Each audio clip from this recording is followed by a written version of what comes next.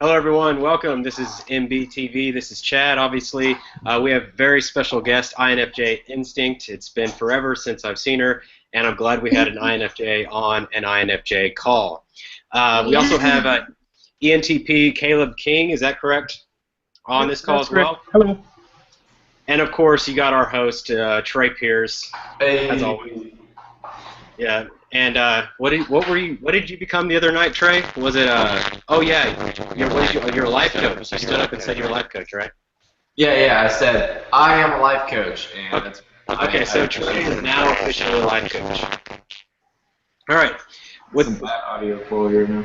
Yeah, he had a blanket on and everything. He was robed in life coach mode. All right, so obviously the topic, I want to try to stay on topic as much as possible. It's very hard with a bunch of extroverts, especially an ENTP in here. So we'll see how well we do. But I will say that we are going to be talking about INFJs, and that's the kind of the aim. So we do have an INFJ in here. I don't know if she can speak for all INFJs, but she certainly can give us her perspective on that. So. INFJ Instinct, would you please share your experience as not only a YouTube channel creator and host, but just as an INFJ and what got you into MBTI first? Okay, well, my name's Gianna, if you guys don't know. So I just started a YouTube channel because I'm a massive perfectionist and I'm very self-critical, so I thought it would be an opportunity to kind of step beyond that and try and do something that I'm passionate about, but not be too hard on myself along the way. I found out about MBTI when I was like 16, and I did those dodgy online tests and all that stuff, but I still got typed as an INFJ, and I didn't really buy it at first. I was like, how can you just be 4 letters? But I looked into it further, and I found out about the functions, and I really weighed up whether I was actually an INFP or whether I was an ENFJ. But yeah, after a lot of thinking, I was like, yeah, I'm definitely an INFJ. But yeah, in long story short, I guess that's me. All right. So in your YouTube channel is INFJ Instinct. That's how I know you from our community. But that is your YouTube channel as well, right? I want to make sure that any viewers that are interested in viewing her content, they definitely get a reach out to your channel and subscribe if they enjoy your content. Caleb, if you can tell us about your MBTI experience, we would definitely love to hear that as well. Everybody knows Trey and I, so we're not going to really dive into our history. But yeah, Caleb, please. Sure, yeah. So for me, I just kind of stumbled upon it when I was talking to some friends one day at college. And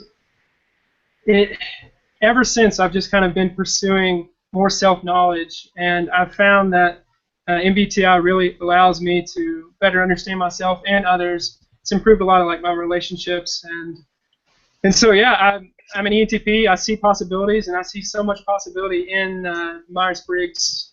Really, I guess the Jungian typology, and so I've been an observer and learned a lot from YouTube specifically, but I haven't. This is my first time actually participating, so hopefully I can add some value somewhere along the way. Great. Okay, so now let's get started. Kind of talk about, obviously, if anybody watching this video, I don't know what your experience is knowing about how INFJs are constructed when it comes to cognitive functions.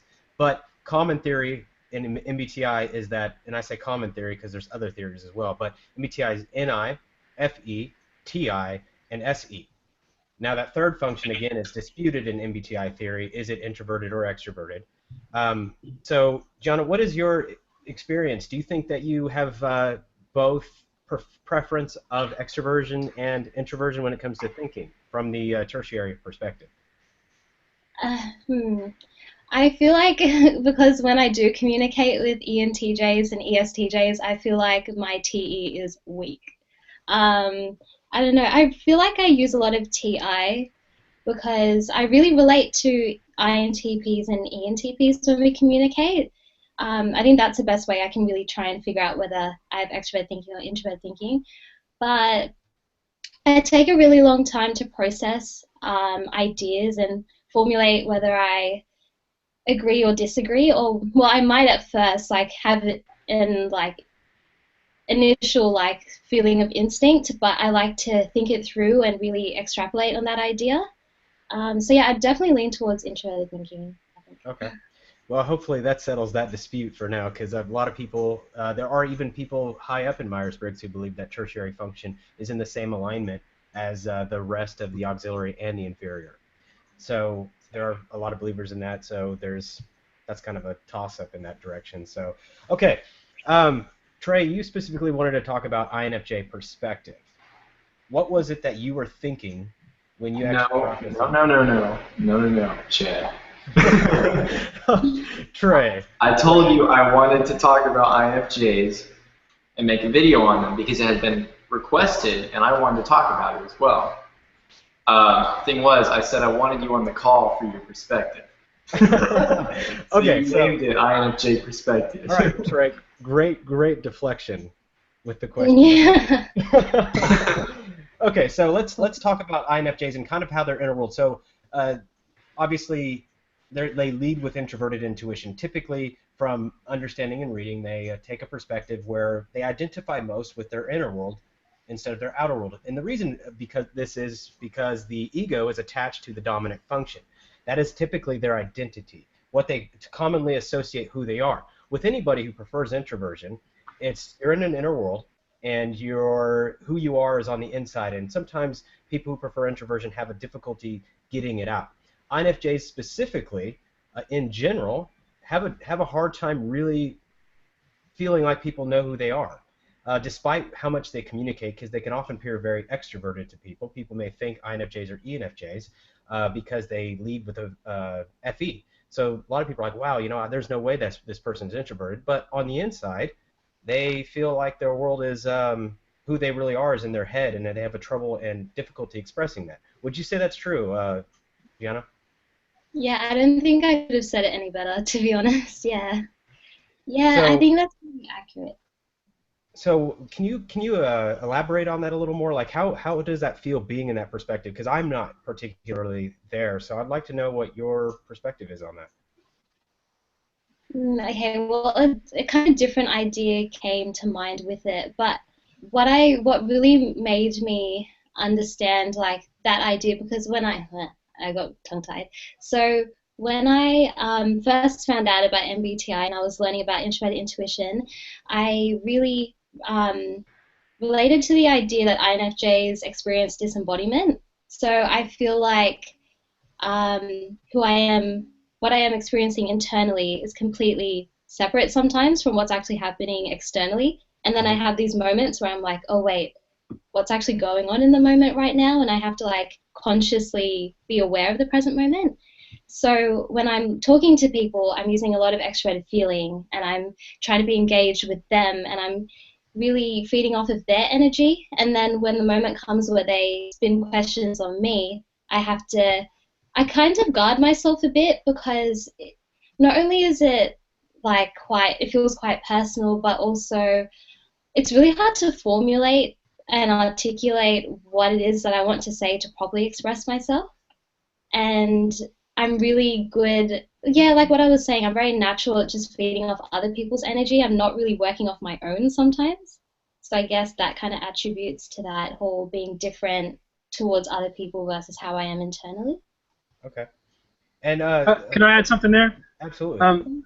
From my experience, I've seen that in terms of expression, the INFJs I know have been, I guess, artistic, and they have used that as a means to communicate, whether that be poetry or music. I've found that two of my INFJ friends, they actually compose their own music, write their own lyrics, and they find that that's a really great way to be able to communicate some of those ideas that maybe can't necessarily be expressed just through conversation. Yeah, there's a few really artistic INFJs out there, particularly, well, I don't know any other artistic INFJs in real life, but online I know that a lot of them are very into poetry as a way of expressing themselves, but I am not poetic or artistic at all. I'm very into journaling, however. It really helps me track my thoughts, and I think it's in a way helped me kind of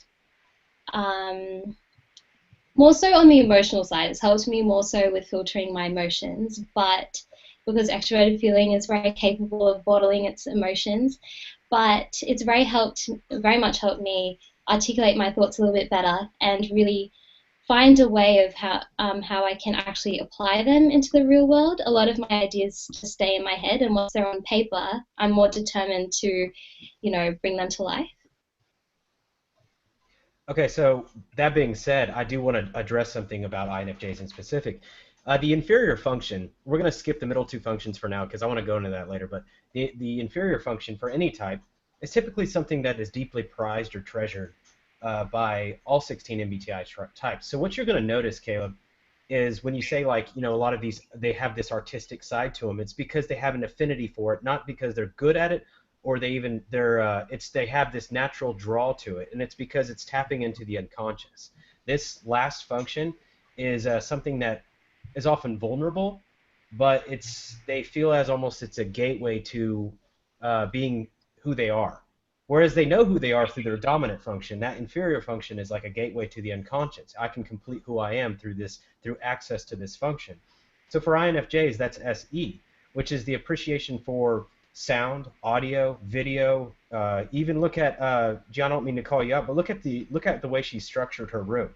You can see that there's an affinity for the way things look, and it's the aesthetics of it is what you'll see. INTJs and INFJs both have this typically.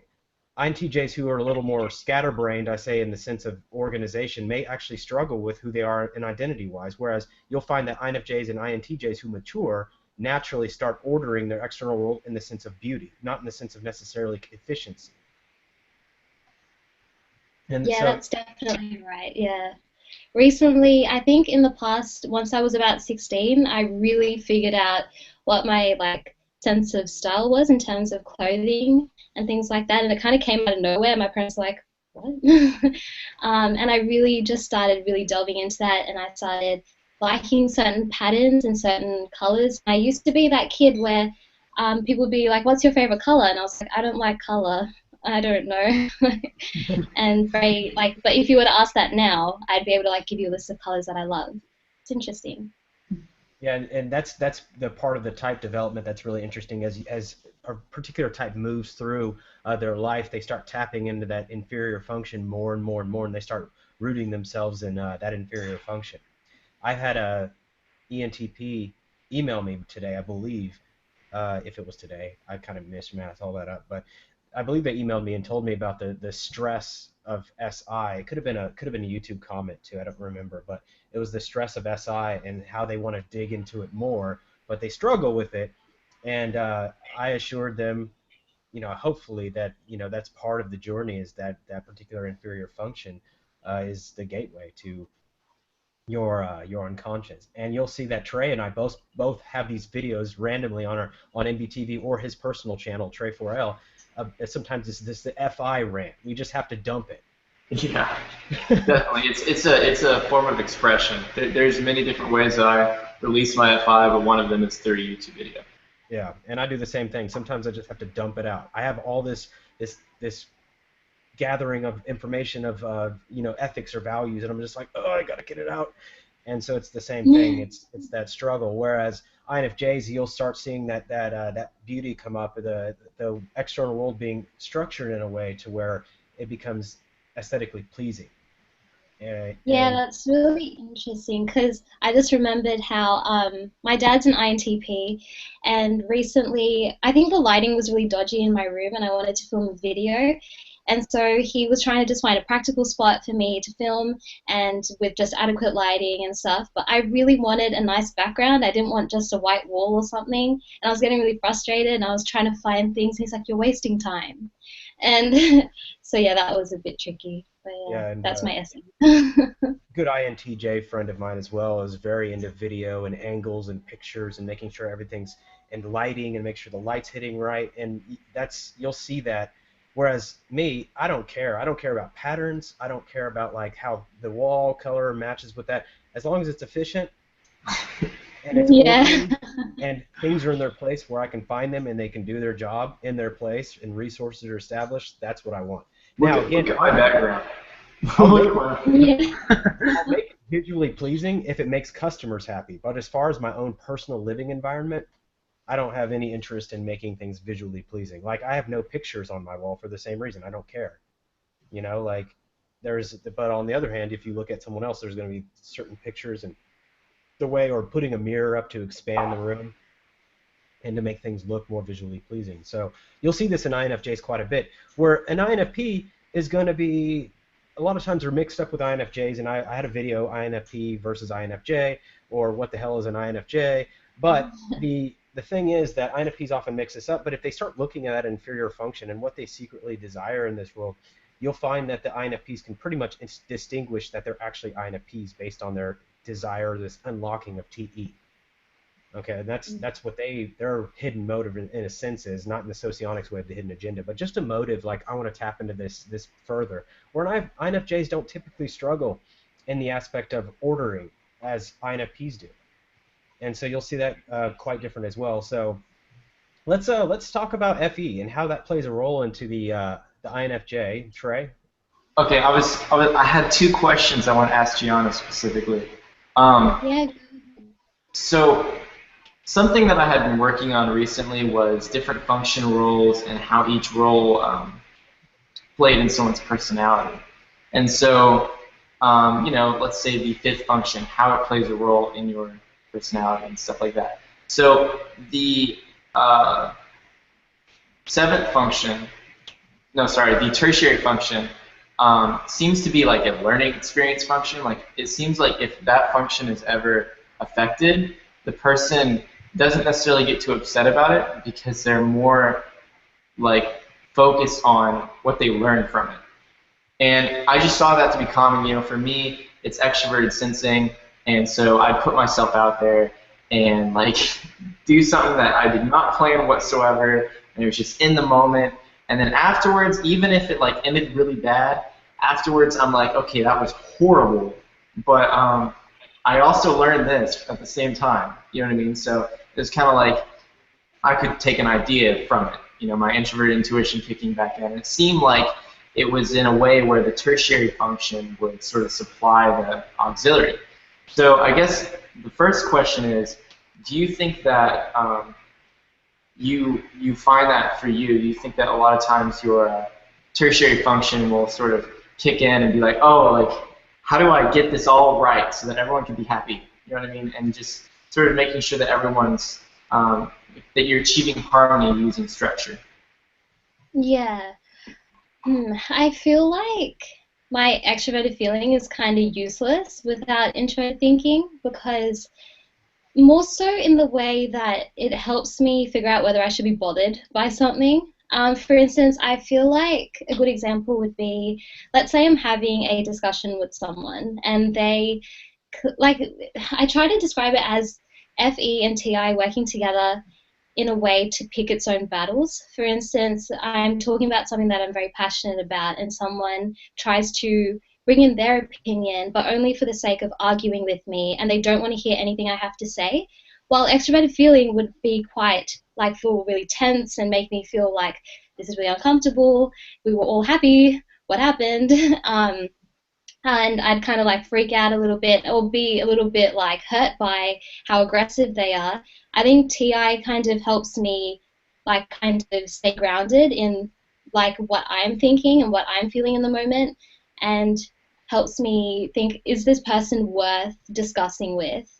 Where could, and then NI tries to like figure out what will happen if I do further discuss, and are they in a place where they want to learn, or are they in a place to just argue? So in that moment, I just let them talk and talk as much as they want to, and then if they make a backhand comment, then I'll be like, I didn't say anything, it's all good, it's all you. So I think TI helps me pick my own battles. But yeah, so I think in that way it helps me build harmony in a more realistic way, not just, you know, FE might feel like the intention of just, you know, saying what that person wants to hear because we know what makes them happy, but I think TI is more realistic and tries to come up with a game plan, kind of. Okay.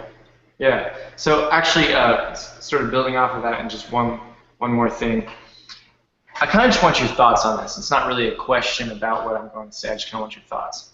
So I have an INTP friend, and I actually we were roommates for a period of time. And something I kept noticing is that, he had these routines he'd go through. Like, I think it was really him accessing introverted sensing, extroverted feeling, where for him, which is his tertiary and inferior.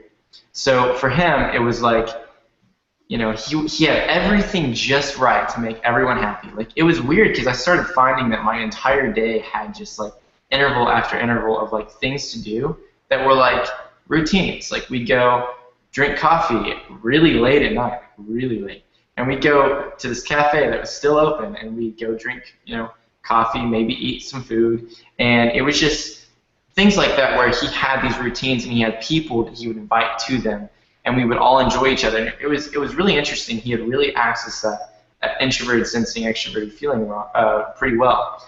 But then I had an ESTP friend as well. I don't know if we're friends. I don't know. He lived there as well, roommate. And so what happened was he caused this big conflict. And so we were all, trying to figure out what to do about it.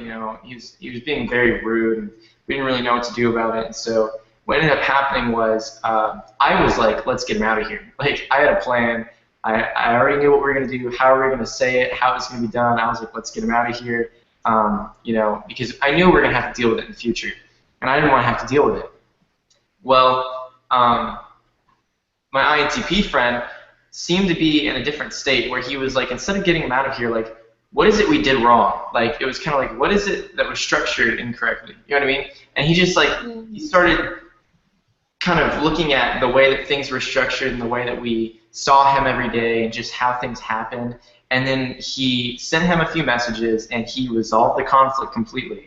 And it was really interesting. I don't really know if I agreed with it because I kind of wanted him out of there, but at the same time, it was really interesting to see the way that he structured it and handled the situation.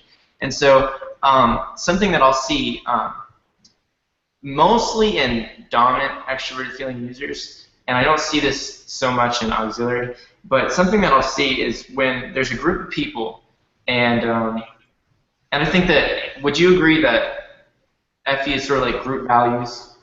Kind of just like the whole group, how it affects everyone. This is the thing. When I hear group values, I think, like, if I'm in a situation where if I have to solve a problem and people say, oh, extrovert feeling, you're going to consider everyone's values. It's not really values, it's more everyone's well-being. I don't know if I'm just being nitpicky about words, but I feel like it's quite different. And so yeah, that's just like a little clarification, but like, keep on going. Okay, so the idea was, I've seen a lot of dominant extrovert feeling users do this thing where, and I'm not saying it's healthy, what a healthy FE user would do, but I've seen it where there's a group of people, and if someone's causing a lot of conflict or a lot of just a lot of things that are kind of like maybe causing some conflict, maybe affecting others, I see an FE dominant user sometimes kind of eliminate them, you know what I mean, from like the group. And I know because I felt it. It happened to me a few times, and I've seen it happen to others. And I was like, and it made me think, the INTP would structure it all differently, you know what I mean? And so maybe the development path for a dominant FE user, even a auxiliary FE user, or tertiary, I don't know, but no, not tertiary, sorry, auxiliary and dominant FE user would be to understand the structure of relationships, maybe. I just wanted your thoughts on that. Yeah, I think I agree because, like what I was saying before, just FE on its own can just, like, I don't know. Well, I think it can, simmer down a situation in the present moment. I don't know if it has a very long-term, like, I can't even find the word. It doesn't like really fit in the long term, and really thinking, because I think for myself, my NI is like continuously trying to think of how can we optimize the situation in terms of finding some kind of understanding or having like a meaningful conversation. Like if I see potential for a meaningful conversation, I won't give up, and I might like just find some kind of way to make it work, even if that person is like so far gone in what they're thinking. Yeah, I think that's the case for myself. Okay. All right, so just to interject, Caleb, do you have anything to add to any of these points we made? I am a little bit curious about the development of introverted thinking and when that happens and how that affects the development of the INFJ. But the specifics of what the example they're talking, not necessarily. So if it's okay, I'll just go ahead. I was kind of noticing that with a couple of other INFJ friends, and I was reading about it, that growing up they use introverted intuition and extroverted feeling and kind of develop patterns and understandings of the objective morality of those around them. And once they start getting a little bit older, they start to question some of those, I guess, beliefs, and they can have just this huge shift in their mindset.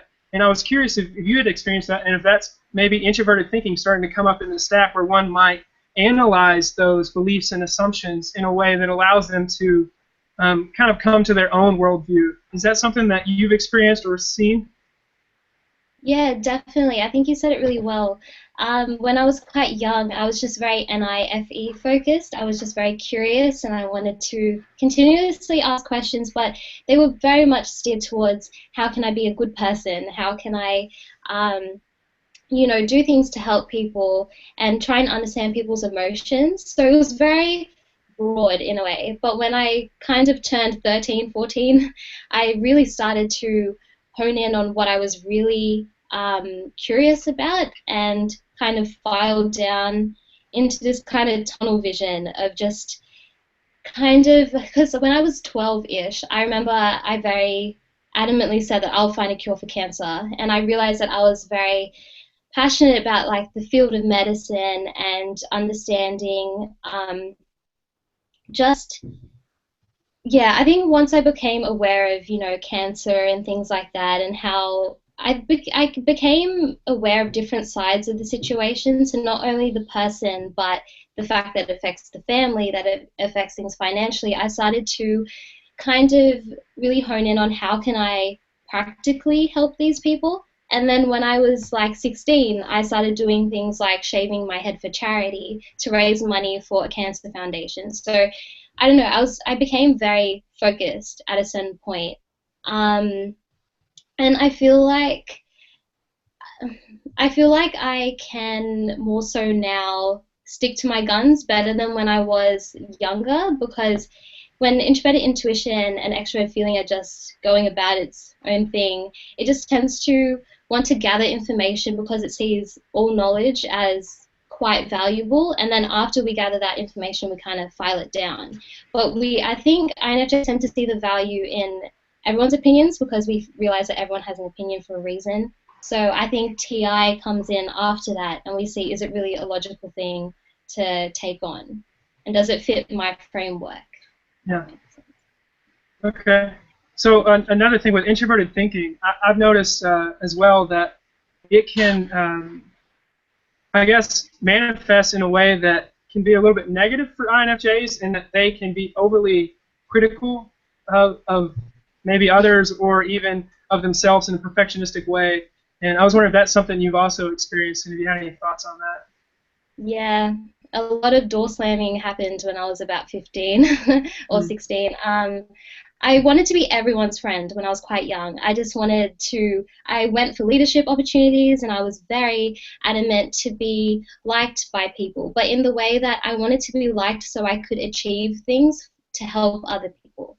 And I wanted to have people know that I'm on their side, kind of thing. But once I formulated my opinions and I realized what I truly valued and what I stand for, when I stopped being a doormat when I was like in the middle of high school, and that's when I started slowly being really critical and door slamming people and just being like, that I see how I want to be in the future. I know how I want to grow as a person. This person's not going to help me, so door slam. It was kind of brutal, but I really think it was essential in my growth and really figuring out where I wanted to go. But yeah, we can be very, very critical and a little bit judgy. I think if you just sit in your like an NITI loop, we can be super critical of ourselves and other people, and we can be like the worst person towards ourselves too. Okay. So any advice for an INFJ who's like maybe experiencing that or going through that process? Like Because it sounds like you've kind of walked through there, and maybe you could help somebody else out with that. Let me think. I want to say it properly. What would I say? I think it's really important. I think what made me switch from being too critical and harsh during high school was, I think we had like some workshop at school, and they mentioned, what would your 5-year-old self what advice would your 5-year-old self give you today?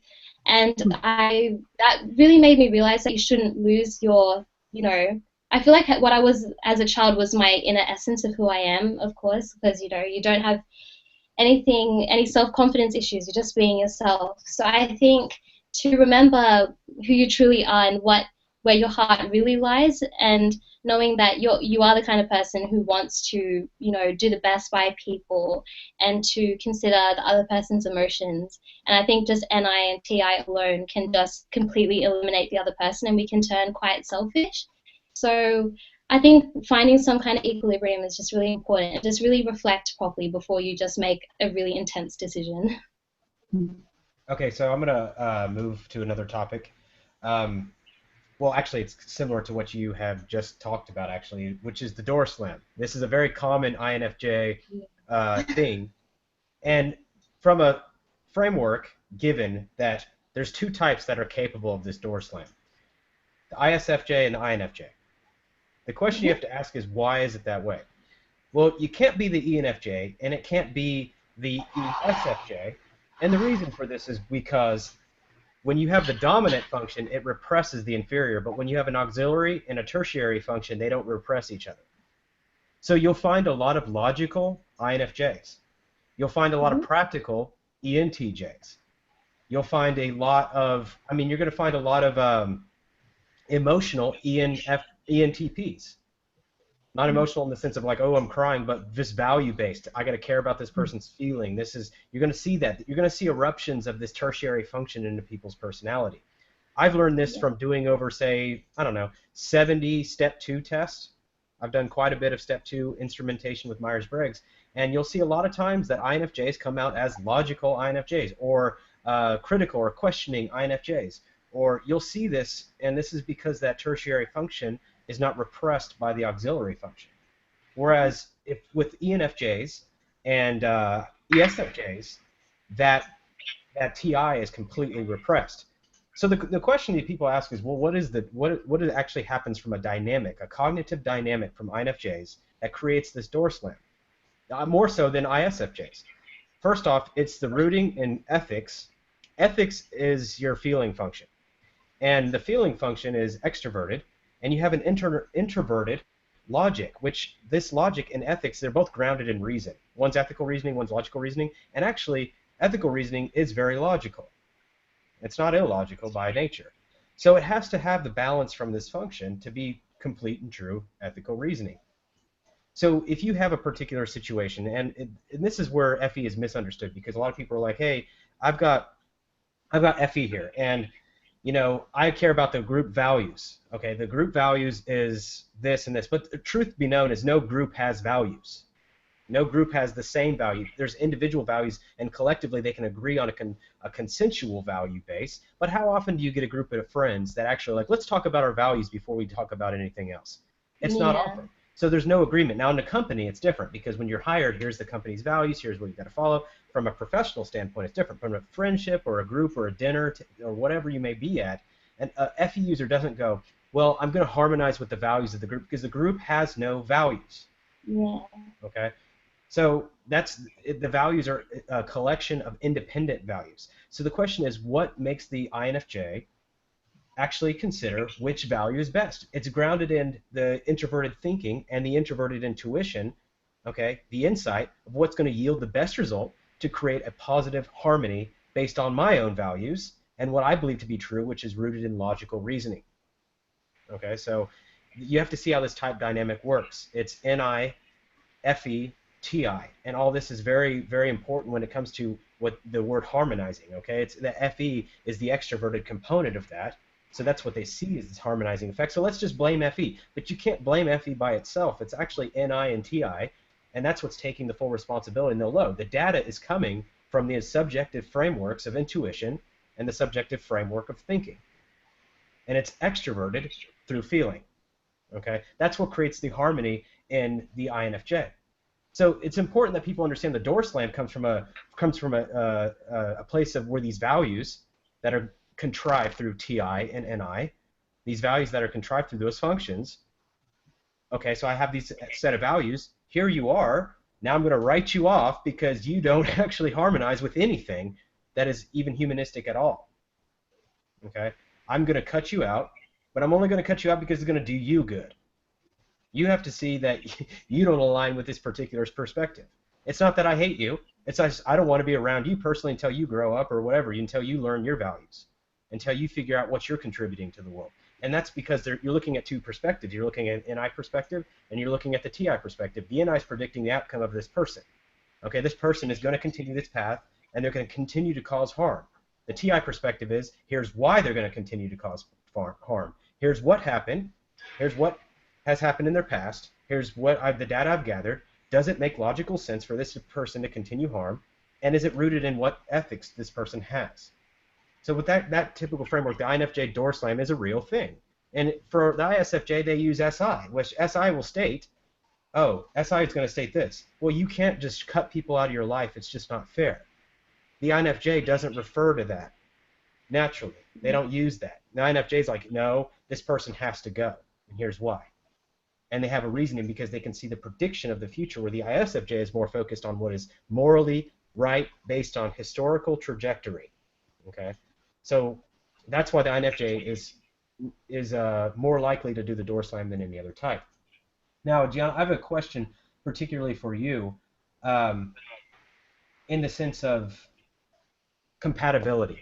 Everybody's confused on what types mesh best with INFJs. You can speak from personal experience or research, whatever you feel, but relationship compatibility with INFJs, what types in your experience have been most compatible with you, say romantically, friendship-wise, whatever, that has the easiest of communication barriers? Like, there's types that are going to be harder to communicate with, of course. Yeah. What has been most easy for you, say romantically or friendship-wise or both? Yeah, this is what's really interesting. I went through this like deep reflection, and I was like, wait, I read all this stuff about compatibility, but how does it fit with me? And a lot of my friends are actually sensors. I know of intuitives, but we're not close. My best friend is an ISFJ, and my other best friend is an ISTP, and I adore them. And communication is really easy because of extroverted feeling and TI. I think, yeah, I tend to really hit it off. Particularly with my ISTP friend, it's really interesting. We can have really intellectual and deep conversations and she really helps me dabble in my TI and SE, and opposite for her. But yeah, so I love communication in terms of friendship with those types. But I've noticed that in terms of romantically, I've been very attracted to intuitives. But I don't know whether it's an age thing, but it just doesn't go very far, particularly with ENTPs. I've been very drawn to them, but just their maturity, their FE is really underdeveloped, and they are just kind of inappropriate, or they're just wanting to argue all the time, and it's like, stop. I can't. Kayla. No, it's not for you. But I just wanted to see your FE come out when I made him feel bad. Yeah, I was like, no. You probably just wanted to like validate me or something. Yeah, I was like, no. I really have felt really connected with ENFPs. I don't know, they're like the inside-out version of myself, and they help me broaden my perspective on various things, whether it's emotionally or in terms of ideas. And I quite like ENTJs as well, but I don't know, sometimes it reaches a point where they're just really blunt sometimes, and it's a bit intimidating. But I like it because I have like one really good ENTJ male friend, and we have this kind of friendship where we're willing to call each other out. Like, he calls me out if I ramble too much, or if I'm not being as efficient as I could be, and I call him out when he's just being really insensitive or just being too caught up in himself. So yeah, I would say those 3 types in terms of romantically. But I really value INTPs as well. I kind of have a really soft spot for them. But yeah, that's for me. I think Trey had something to say. A long time ago, yeah. Trey always has something to say. So earlier we were talking about TI and FE, and I think you said something about FE. I think you said that they value people's opinions. Like FE is just kind of like everyone has an opinion, and they have an opinion for a reason. And when I heard that, it made me think about this idea that FE doesn't have depth. That a lot of people, because extroversion versus introversion, they say FE doesn't have depth, and it made me think about it because you said that you were talking about the relationship between extroverted feeling and introverted thinking, and you said something about the introverted thinking deciding whether or not their personal opinion had anything to do with like your framework and whether or not it fit in your framework. And I thought it would probably be a good idea to bring up that maybe the extroverted feeling value of everyone's opinion may give the introverted thinking may give that extroverted feeling more depth in the sense of why do they have this opinion, and really trying to explore their framework, whether or not it's a framework like TI or maybe it's FI, and maybe you can understand an FI framework and take that and build it into your TI and really understand and validate their opinion. I just want to know what you thought about that. Wait, are you referring to? Wait, which types are you referring to though? Are you talking about like ENTJs and stuff? I'm not really referring to any types besides INFJ, I guess, because, well, I'm really just talking about the FE, TI, and how maybe, because people have said that, FE has less depth than FI, but then FE has no depth is kind of like way, not good, you shouldn't say that. But then like you have the polar opposite, the supporting function, which would be TI. So I just thought maybe that's where the depth of an FE user would come in the sense of understanding where other people are coming from fully and really maybe their personal experiences that give them that opinion. And so maybe that would sort of give FE a sort of FI feel, but in a more logical format, maybe. Yeah, definitely. I think so. I think people can forget that INFJs have TI because this is the thing. Like, I do value people who have an opinion. Like, if someone doesn't just sit back and how there's I don't want to call out certain types, but sometimes ISFJs and ESFJs can kind of like sit back and just let you talk. But for someone to come forward with an opinion, even if it's opposing mine, I will not just be like, oh, okay, you have an opinion and I have extroverted feelings, so like I need to listen to you. It's not like that. I think my TI is just really curious to be like, okay, why? Like, can you back it up? Can you like expand upon that? But if there's someone who has an opinion that's completely wrong and I know from the start that it's completely idiotic, then I'll be like, okay. Maybe part of me will be like, okay, I'll let them talk, but I'll just like, just wait. Yeah. But Go ahead. yeah. Sorry. Yeah, I want to say something on that particular thing.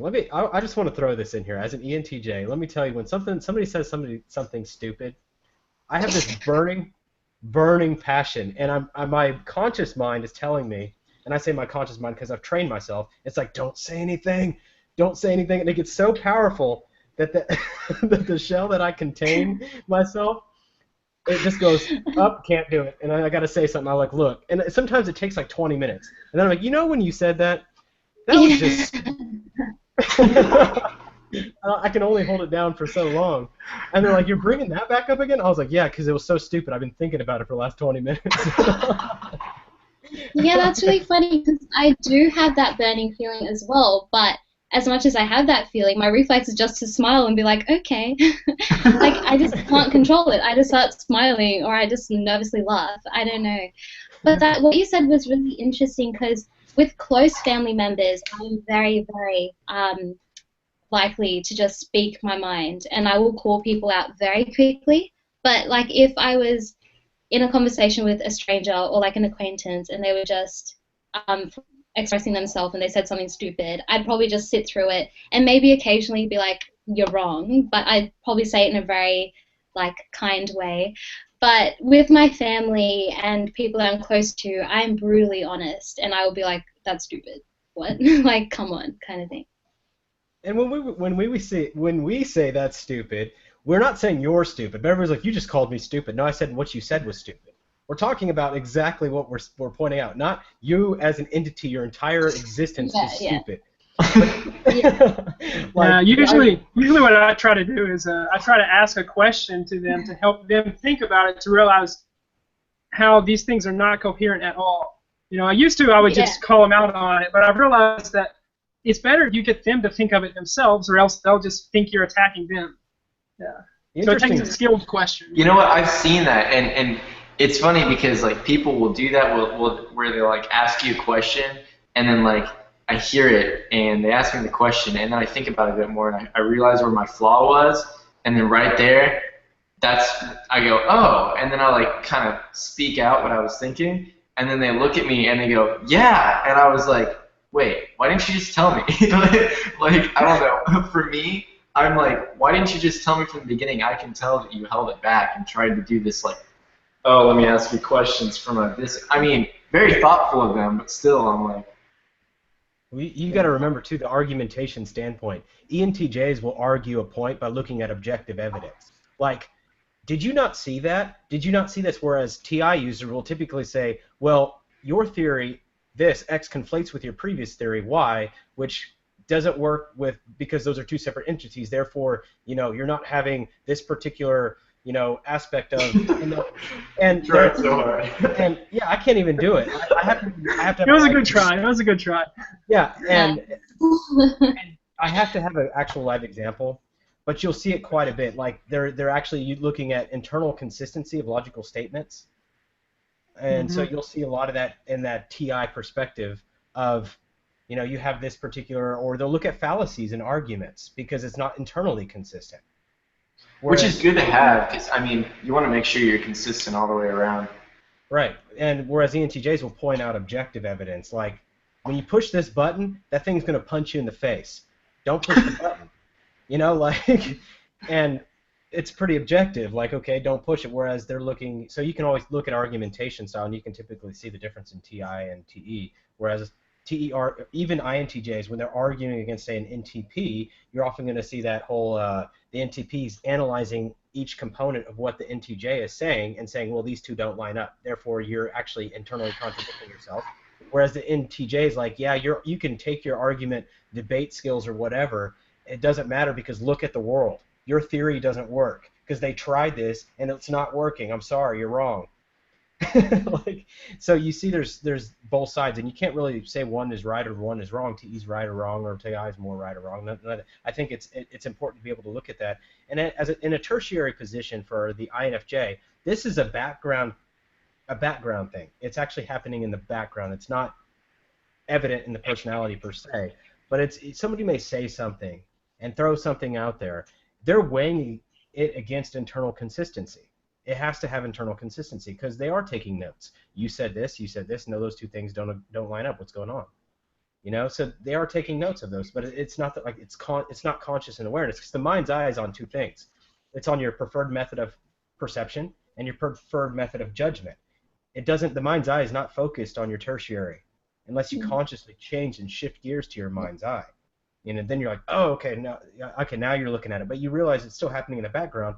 But for an INFJ, it's going to pop up like, wow, this person is wrong. You know, and it's just going to hit them, and they may not be able to explain why that person's wrong. Yeah. Okay? It's just... Let me make a comment about... with introverted thinking, I was just thinking about for how the INFJ incorporates it.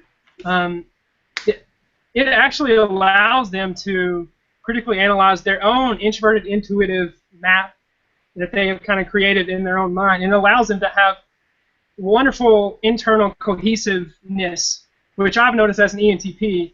For instance, with INFJ Michael Pierce. He has a really wonderful, cohesive understanding of Myers-Briggs that he's able to communicate really well. And so as an ENTP, noticing logical inconsistencies, I've noticed that INFJ is a well-developed one is able to do so with their theories in a way that is I think unique. Yeah. So Yeah. Go ahead. The thing about us is that if you ask us a question about something that we haven't considered yet, we will just be a rambling mess. And I think I've done that a few times already in this.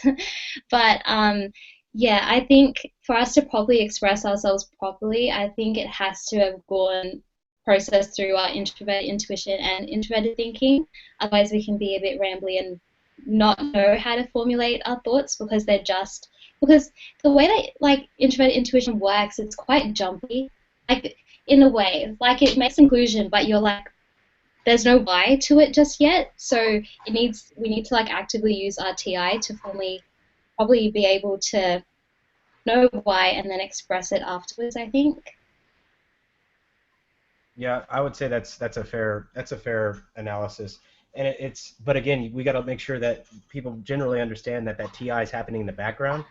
Right. So that's just it's just analyzing without even people being aware of it, analyzing in that way. Therefore, it's hard to construct the particular argument that they may feel. They can only do it in an NI way, which the NI way will specifically say, you know what, this person's wrong, or this person doesn't have this perspective, and I know it, but I can't explain it. Okay, you're going to hear that a lot. I can't explain it. And then if you give them some time where they can process it, there will be a point in which they can explain it. Mm-hmm. And it's similar watching this loop and say ENTJs. It'll probably be better to explain INTJ, where INTJs use the FI and the NI to internally evaluate things. Okay, so it's interesting because if you take the INFJ, who's internally evaluating with TI and NI, you'll find that their internal mechanisms are very logical, where the INTJ's internal mechanisms for evaluation are actually value-based and ethical. So it's like if you turn an INTJ almost inside out, you get like an ENFJ kind of feel to them, but you're never going to see that. It's the values internally that I'm reflecting. So my point here is that these things that happen in the background, the ENTJ actually evaluates a particular conclusion, and this is why people say, oh, well, how is the ENTJ so decisive, or how is the ENTJ this? Are they evaluating? Yes, they're evaluating with TE, yes, but when it comes to an impression, how do they evaluate their insights? Okay, so I've got a new insight, let's say using introverted intuition. And this new insight is evaluated not with objective evidence because it's an idea. So if I were to measure that idea against objective evidence, I would go do research, but that's not how we evaluate it. We evaluate the idea, and it's an ability to reflect who we are, at number one, as a person, and number two is its ability to be authentic to who we are. So you'll find that ENTJs pursue things that are often very associated with things they take personally. They want personal pride in what they do. Okay, where the evaluation for an INFJ is actually more logical. The INFJ is evaluating, let's say, a career choice by what would this do for me in the long term? Is it going to provide the financial means for me to succeed? Is it going to do this? Where the ENTJ is much more value-based. Is this who I am? Is this internal authenticity? Okay. Now, when it comes to action, it's different.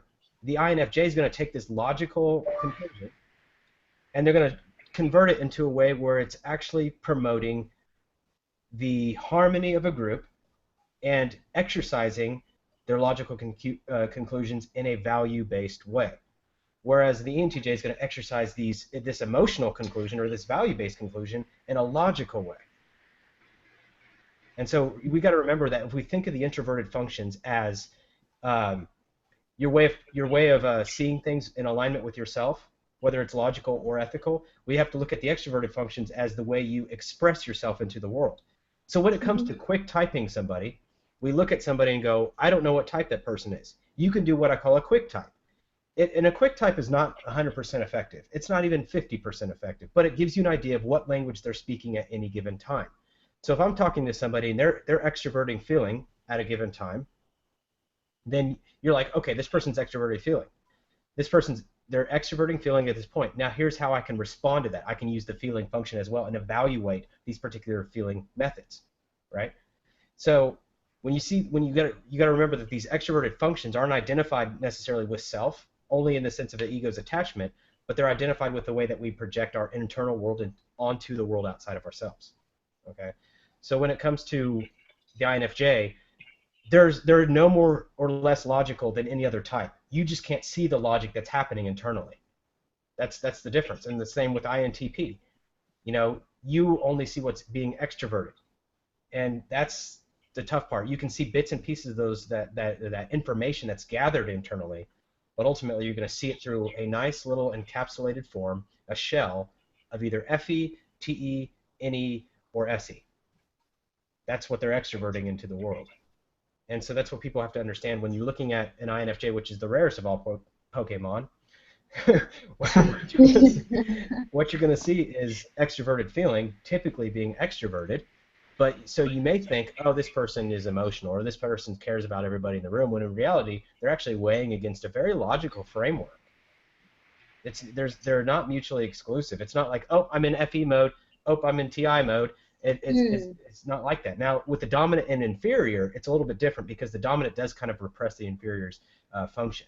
And because that's where the ego is seated, and the opposite function, the polar opposite, is kind of repressed because the ego kind of trying to push it away. Whereas in the INFJ, logic and emotion, or logic and rather values, including emotion, which is in that values thing, they can kind of flip-flop. They can kind of mishmash, and so you can actually see them kind of both working simultaneously. So the INFJ is very unique in this way.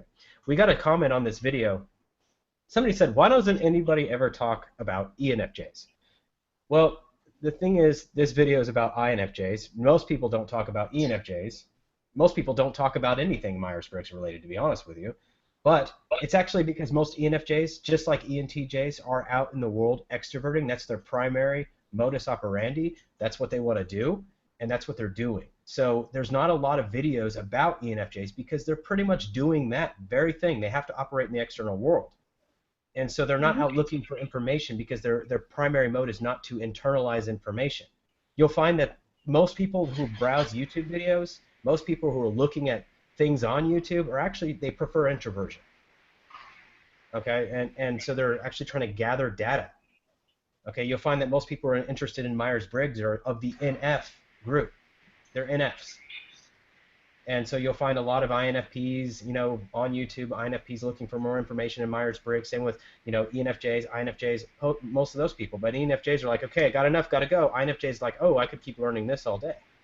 Yeah. You know, and it's the same thing with ENTJs. We get so much information, you know, and like Trey will talk my ear off for about 4 hours, and then I'm like, I got to go work. Yeah.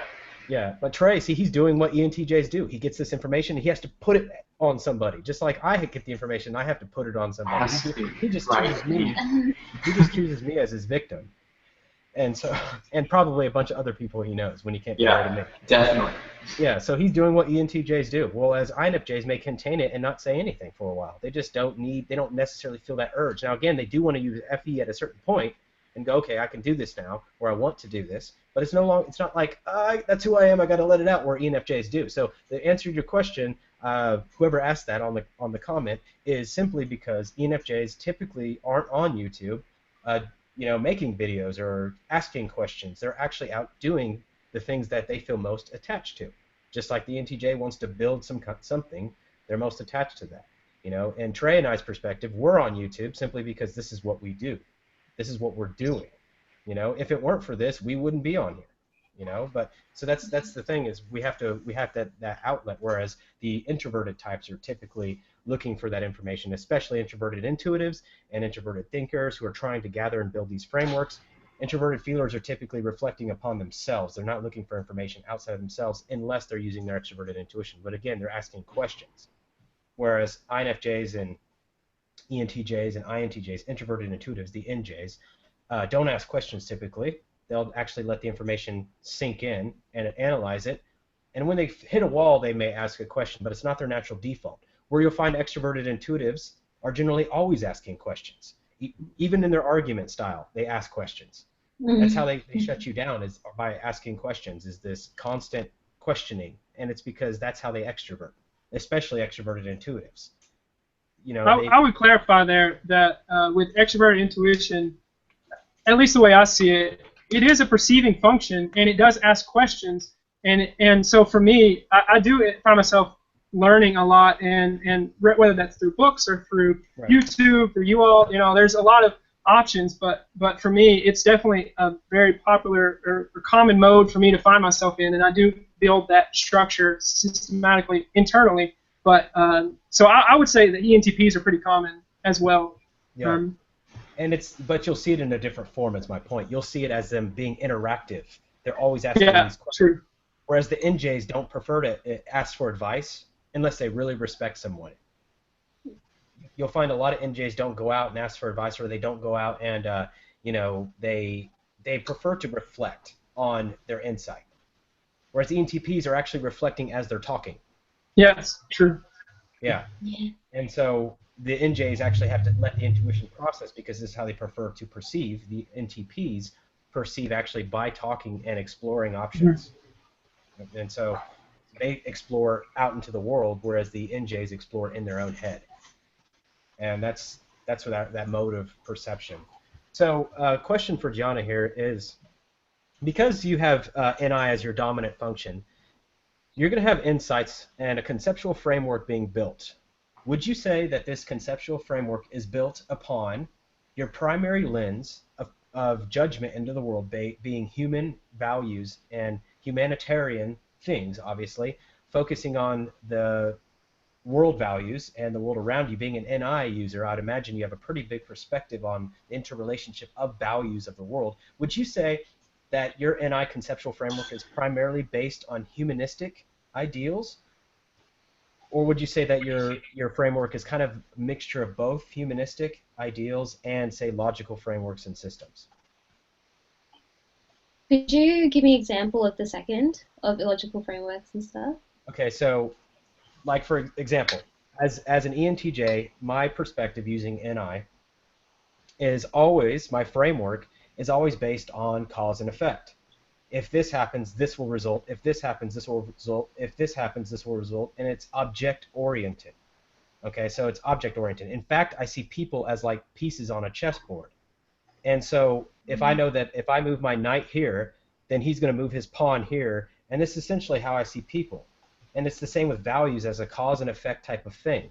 Whereas I imagine from an ENFJ standpoint or an INFJ standpoint, it would be more of a conceptual framework based on values. And again, it's logical, so you're going to see this ethical side to it. But is it like a conceptual framework based on, if this value is true, then these values may also be true, and therefore ultimately it may create this universal value of collectivism, or whatever that your particular insight is focused on? Is it more focused on the human ideal, or does it have a mishmash of both these logical frameworks of cause and effect and object orientation? Because mine, I can tell you right now, is object orientation, but I'm curious what it's like from an NFJ standpoint. Is it object orientation, or is it a mishmash? Being an INFJ, I'd imagine it'd be kind of a mixture of both, whereas an ENFJ, it's probably a lot more around the humanistic ideal. But I would like to know from your perspective, you personally, what is your conceptual framework? Yeah, I think you're really right about it being a mixture of both. I can't completely say it's on humanistic ideals, like primarily it is. I've always sought after finding out what is the best way to live my life compassionately, and to find a way to just be the best person I can be, kind of thing, and find the ultimate best way of living my life in terms of ethics mainly. But also within my just day-to-day and like interpersonal relationships, I'm continuously looking at, if this person does that, that's what's going to happen. And that's why I think INFJs are known as like the counselor. Like I have like friends that come to me and they say, honestly, I come to you for advice because you're considerate of my feelings, but you're going to tell me how things will like actually go if I do this or do that. So when you were mentioning the whole chessboard metaphor, I definitely relate to that a lot. I would have to ask an ENFJ if it's any different. I would, if I were to reframe the question, I guess I would put it in a way of, do you see like you said, you're looking.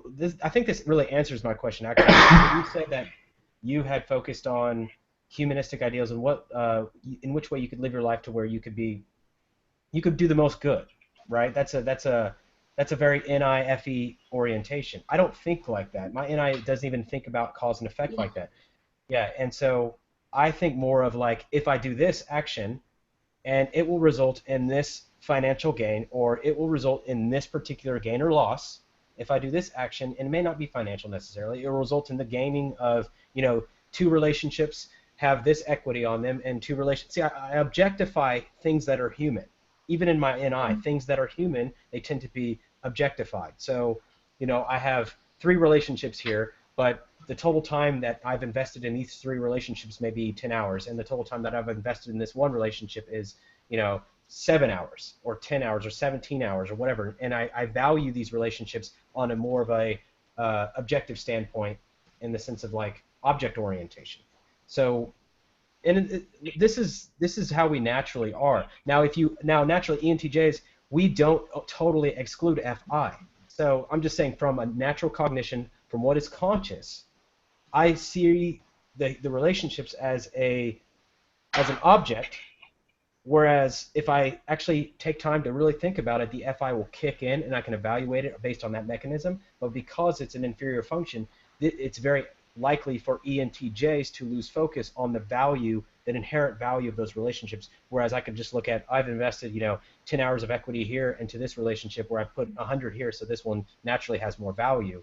But if you incorporate FI, you can obviously look at things that the NI is not necessarily seeing the way that I've built that conceptual framework. So to reframe the question is, what comes to you consciously, and when you incorporate a logical perspective, does it take effort for you to consider those consequences or that framework, or is it more like you just kind of have a mixture of it?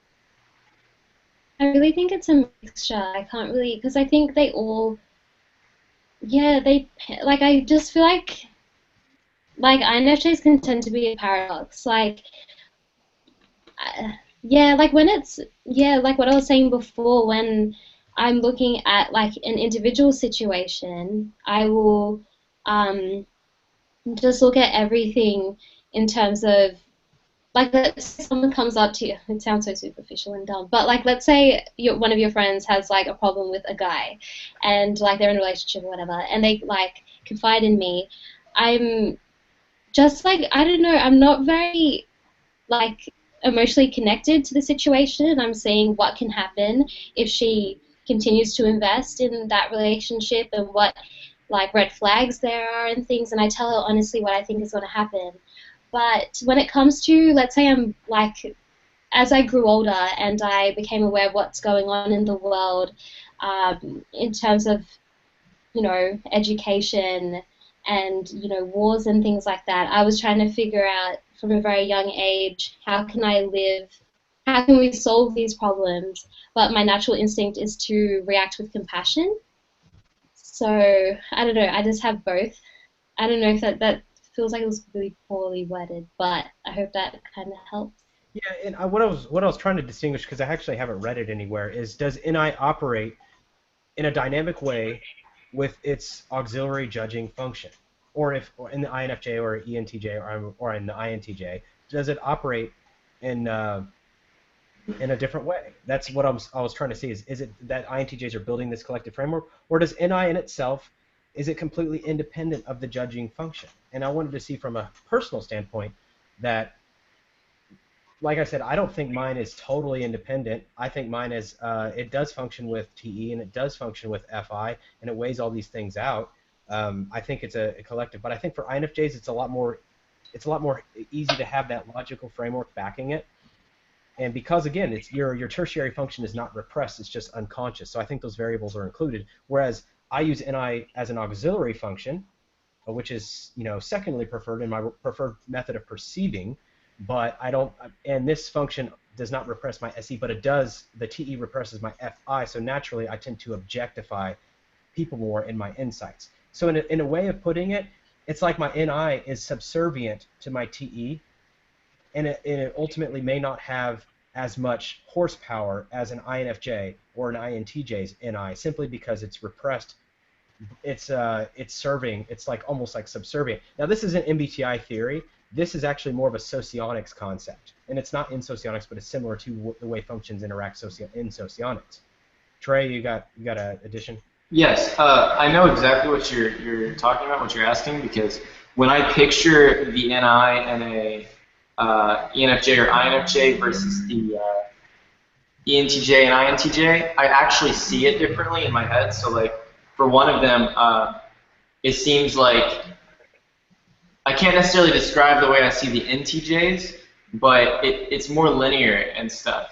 But for when I look at the NFJs, for some reason it's in my head at least it's more amorphous, like more of a cloud structure. So that's in that sense, like maybe that's some kind of like value or like feeling, you know what I mean, in the way that it works. And so I can kind of see what he means in like in the predictions and things of the sort. I may look at it and think, well, it's going to be on a more it's going to be more sort of oriented towards these things that are kind of, you know, because TI and FI do have some sort of structure, but TI has more of a linear structure, I guess. You know what I mean? In a sense of like it's just looking more mathematical.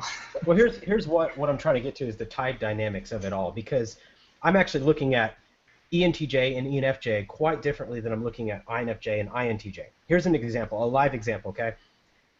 So my particular business partner is an INTJ, and he will say, like, okay, so he has two introverted frameworks that he compares data with, okay?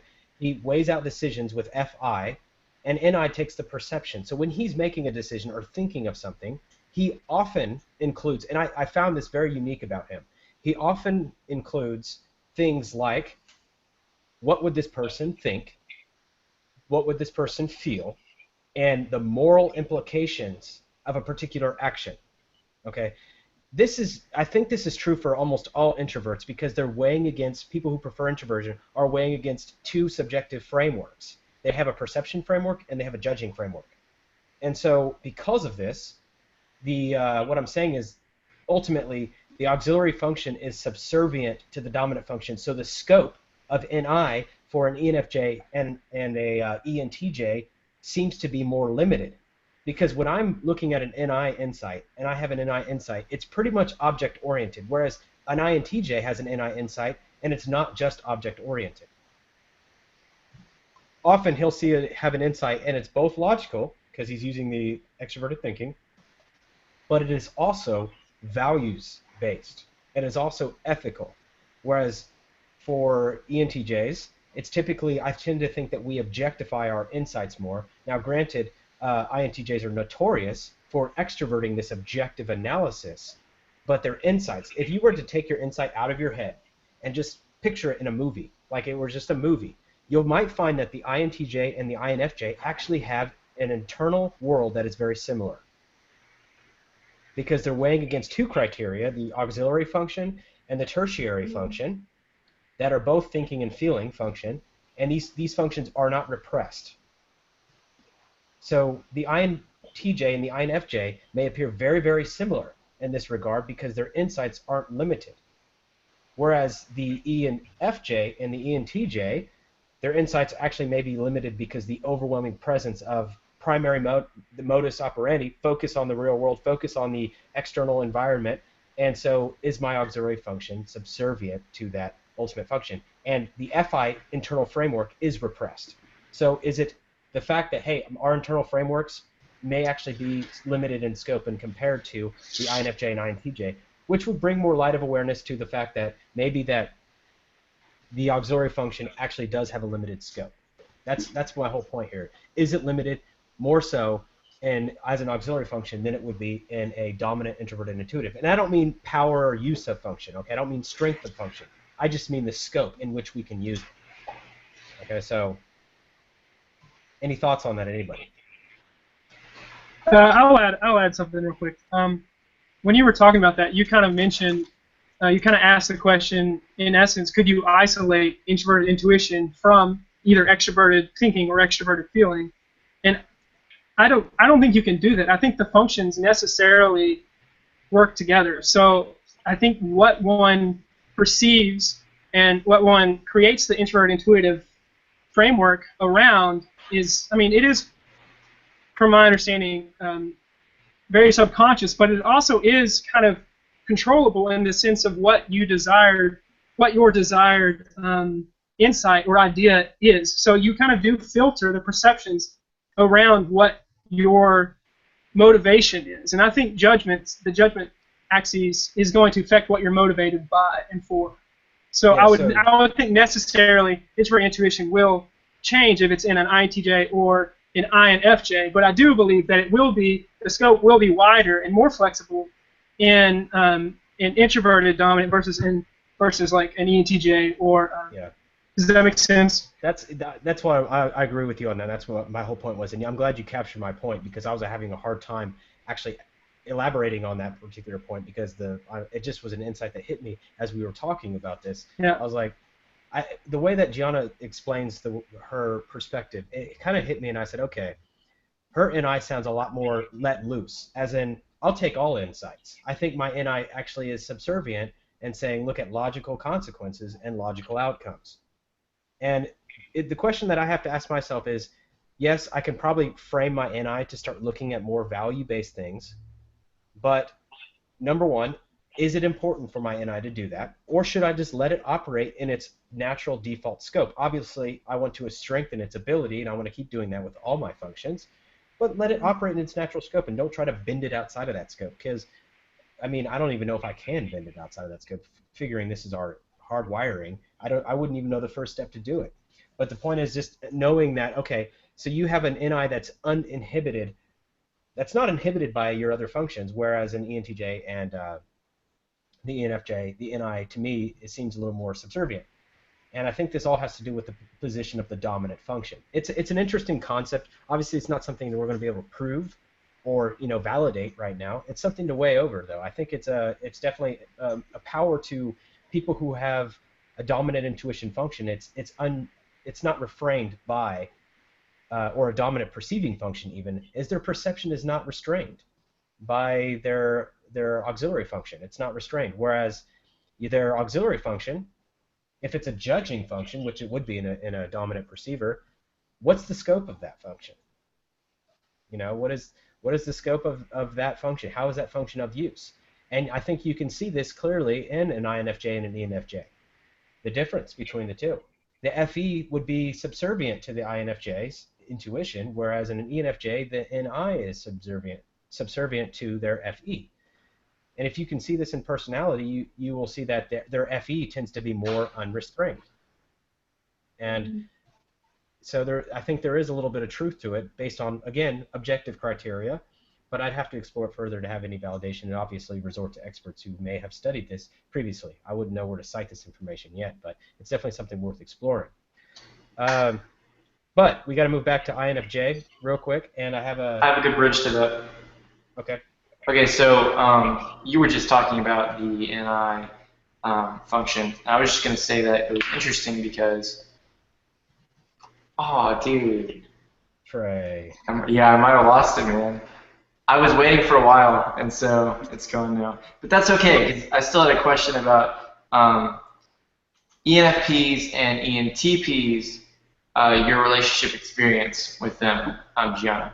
And I say that because I've seen my INTJ friend, Lori, and my ENFP friend, Kyle, and they are like a great couple. Like, it's just awesome. Like, I mean, he shares like these crazy ideas and really throws her into this like crazy world where she's just like trying to figure it all out, and they have so much fun because of his like crazy NE going all over the place. And just watching that, it's interesting seeing the way that the extroverted intuition and introverted thinking, sorry, not introverted thinking, extroverted intuition and introverted intuition kind of work together. And I was wondering, because the ideal type for a INFJ would be the ENTP. So I was just curious what you thought about the ENFP as well, but I want to hear both. Okay, what shall I start off with? Yeah, what you said about extrovert intuition and introvert intuition was pretty right. Like, when you're with them, Well, first of all, maybe it's just a big deal for me because I've been around so many senses since childhood, but um, there's just this understanding of like your line of thinking, even though they have extrovert intuition, they're able to appreciate how we kind of zone in on one thing when we're talking and we can just go on and on and on about the one idea. Um, and just feed off that one idea. And while I can kind of have tunnel vision, they can be like, oh, well, but did you think of the other side of the coin? And they bring out this like amazing point, and I'm like, thank you. Because like I just love that kind of discussion where I can just expand upon my thinking and not feel like I'm just in my own little bubble.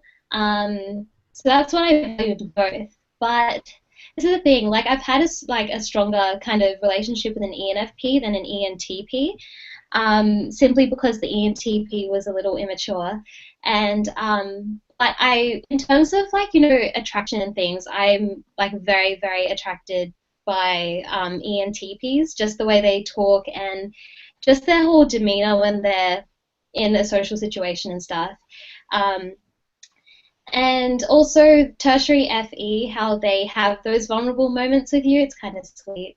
And they are very trusting of the few people that even though they say they have like 10 friends, they really do have one or two that they really confide in. And to be part of that is quite nice. But I'm not sure what to say. But yeah, and yeah, sometimes it can be a bit, I think you just need to find an INFJ if they want to, when you think of ENTPs, I think they need to find a developed ENTP. Actually, the same with ENFPs as well. I feel really like harsh being like, oh, you have to be a certain age to be compatible with an INFJ, but it's kind of the same. But with ENFPs, sometimes they just get very lost in the possibilities and what they're feeling in that moment. And I'm kind of like, okay, so what's your vision for the future? And they're like, oh, well, I'm very passionate about this, but I'm also passionate about that. And they can be quite scattered like that. So I guess time will tell which one I end up being more drawn to. But I can really value both. They just bring different things. And I think what's important is not to get too caught up in the whole compatibility thing. And I really respect INFJs that are really drawn to ESTPs. Personally, I can't. I've just had really awkward interactions with ESTPs. But I think, yeah, to see potential with like all the types is a very good thing, because you don't want to walk into getting to know someone and then being like, oh, I think they're this type. Oh, it's not going to work because of this, which I think is a thing that INFJs can do. So yeah, I value both. Yeah, that's a maturity. Some insight there. That's a maturity thing, and I do want to ask you about that, but I'm gonna let Caleb go first. Yeah. So I actually dated an INFJ. I met her as a freshman in college, and I was much more immature. And I actually liked her at the time, but no chance. So it wasn't until I actually graduated college. We've been friends for 4 years or so. Had a really good friendship before we actually started dating. I finally, I guess, let my extroverted feeling function develop enough to be able to. Anyways. And I found that that relationship is that there's a very strong compatibility with the way that introverted intuition and extroverted intuition works together. There's just amazing conversation that never ends, and I love that. The judgment axes, having introverted thinking and extroverted feeling aligned, I think is really beneficial to be able to understand and relate and connect. And so. From my experience, I can see why they describe it as the ideal type. I mean, timing didn't really work out with this girl, but there was definitely nothing wrong with that relationship. It was a really strong relationship. It was just kind of some timing issues. But yeah, I would agree and say that the feeding of the minds and the intellect and the conversations is unparalleled, at least in my experience. Yeah, that's really interesting, because the few INFJs that I know online, they've actually been in relationships with people that are about 4 years older than them. They've never really been in relationships with people that are their age, which I think is quite interesting. That's So what I yeah, want to that's ask you just about. Because yeah. I want to specifically say in your experience and your understanding of MBTI, and then I'll interject and throw in my own opinion. I'm sure Trey will have something to say. And Trey, next time raise your hand because I'll call you out. I want to know your thoughts, and don't lose them. Write them. You know what? Pull out a notepad and just because that's what I've been doing. I've been writing my. That's what I've been doing. And so anything that I have that I want to make a point of, I write it down. So INFJs and maturity. My experience determines and sees that people who use NI, people who prefer NI generally mature faster than people who don't. What is it like as an INFJ? First off, do you agree with that as an INFJ? And then second, because even in my youth, I dated women older than me by 5 to 10 years. So when I was 18, I was dating someone that was 26. And that was typical for me. And so as I got older, you know, it's still like that. And I have to say, okay, you got to be reasonable now, Chad. You got to start figuring this out. But point is, I find that Entjs in general mature faster. I mean, I was definitely mature for my age as a teen. I had a lot of issues, of course, but I was mature for my age. And as an INFJ, I'm curious if that's true for you, number one, and number two is how does that pan out with your relationships with people and your peers? How did you when you went through school? What was your perspective like? Well, I mean, were you making friends, or were you trying to make friends, or did you fail making friendships, or you were felt alone? What was that like? So yes, I have felt kind of like I was maturing much faster than a lot of people my age, and I realized that when I would start asking really abstract questions to my friends, and they'd be like, "You think about that stuff? I don't know. Why do you think about that?" And I'd be like, and then I just recede. But yeah, so I really, that kind of realizing that I thought about things um, that weren't really relevant to a 12-year-old was kind of an interesting realization and a very lonely thing, because this is the thing, it's quite interesting because I know a lot of INFJs who pride themselves on feeling individualistic, but I think inherently we kind of do want to not conform, but we want to feel a part of the community. And so I did in high school try and actually, exaggerate parts of myself.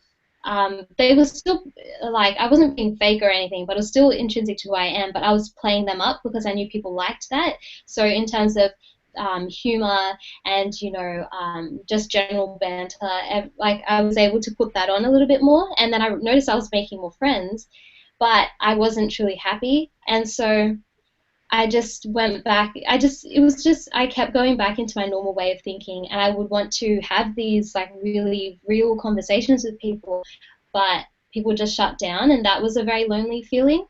So high school was a very, very lonely experience, but funnily enough, I was everyone's kind of counselor role. So like everyone came to me, and a lot of my friendships felt very like one way.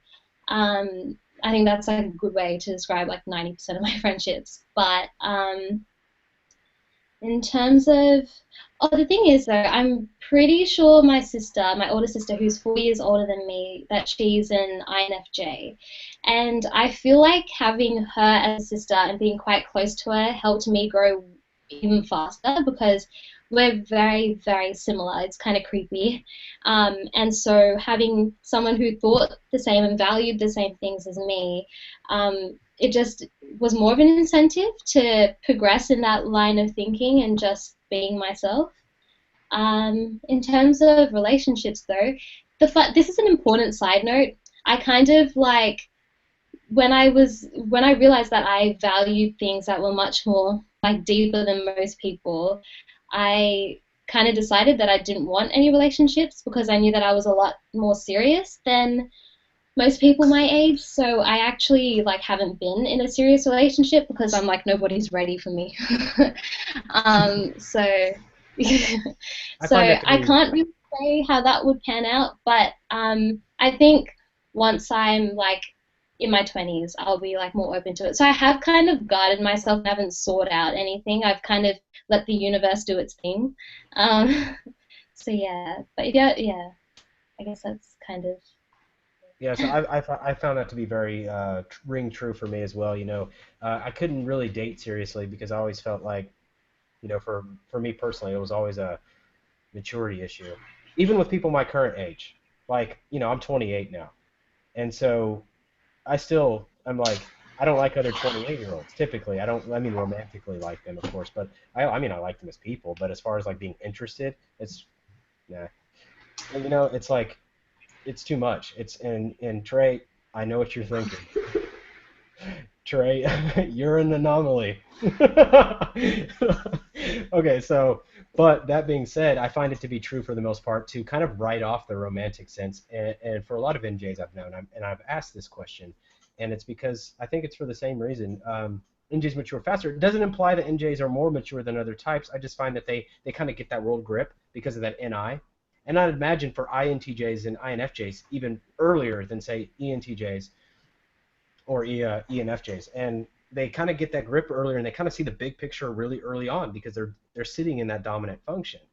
And so I find that to be pretty true for most part, because I think in my youth I come across a few INTJs and INFJs, and those are the people I probably were like, wow, those people are pretty mature for their age, and they were probably of those types because they do have that little perspective. And so I think that's a common issue. Whereas I think extroverted intuitives, on the other hand, they typically are a lot more explorative, and they're known to be, say, ENTP stereotype, known to be trolls, and they have a difficult time maturing forward because of their exploration of ideas and their exploration of fun and their way of exploiting things and way of seeing truth. And that's their way of gaining knowledge, is interacting with the world. And the more they interact, whether positive or negative, they're still learning. If they pissing people off, they're still learning. And so people in the world society say, you can ask what is maturity and what is not. They're gaining that knowledge. And at some point, all types, I think, meet. And it's no longer like, hey, this type is more mature now. But I don't know how old you are, but I would assume, based on what you're saying, you said until I'm in my 20s, so I guess you're younger than 20. So that would be my guess. But unless I misheard you, of course. But I can imagine the struggle that NJs have in general, and like I said, the ones that I've spoken with, it rings true as well. So I can't say that's a universal fact. I can just say that is pretty common from what I've seen. Yeah, So, I can back that up as well. Yeah. I would say with the extroverted intuition dominance, at least for myself, it took me a little bit longer to mature. And once you finally get it, like, I feel like they just like take a big leap fast because they like take in so much information, and so once that awareness of intentionality and reality hits, like, it's a fast process. But yeah, the girl that I mentioned, my ex-girlfriend, I was the first person she ever dated, and it wasn't until after college. So I think it was kind of the same thing with her. Yeah. And I agree with the extroverted intuition standpoint. You've done so much learning, and now you're just playing catch up. And once you get to hit that point, you're like, okay, and all of a sudden you go from immature to mature in like a day. Yeah. And for me, like, I use my extroverted intuition process to try to see what the potential is with these different ideas, and I kind of weight the ideas on what the return on the investment will be. So I focus in on the things that are going to give me the greatest personal growth gains. And so it becomes a very fast process. And you can't get enough information, but yeah, it definitely happens a little bit later in life. Right. From my experience. Trey, I know you want to say something. Yeah, I do. You said, what I was thinking earlier. I'm kind of curious as to whether or not you were right. But you guys were talking about relationships, and I know exactly what joke you're gonna make, and that's why I think it's so funny when I tell you this. But with girls, it was always most all the relationships, when I look back, they were all like experiments. Like, literally. So, like, I was curious as to who they were, because I was like, I didn't actually understand normal people. Like, I think that a lot of people can be, like, there's a lot of things that they're the same in. I gotta interrupt you for a second. What do you mean by normal people? Don't do that, man. I don't know, just the general public. Like, I didn't understand. SFJs? Yes, maybe. The SJs? Maybe. But I didn't understand how they, like, worked, I guess. And so I was like, you know what? when I dated someone, I was extremely intrigued by them, and I think that's really what just kept the relationship going for as long as it did, even though it was usually a short period of time. Because what ended up happening was I would study how they worked, and I'd be like watching them do everything they do and just being extremely intrigued. And so, of course, then I'm not saying anything. Like, maybe I was funny in the beginning, but now I'm not saying anything because I'm like thinking so much about what you're doing.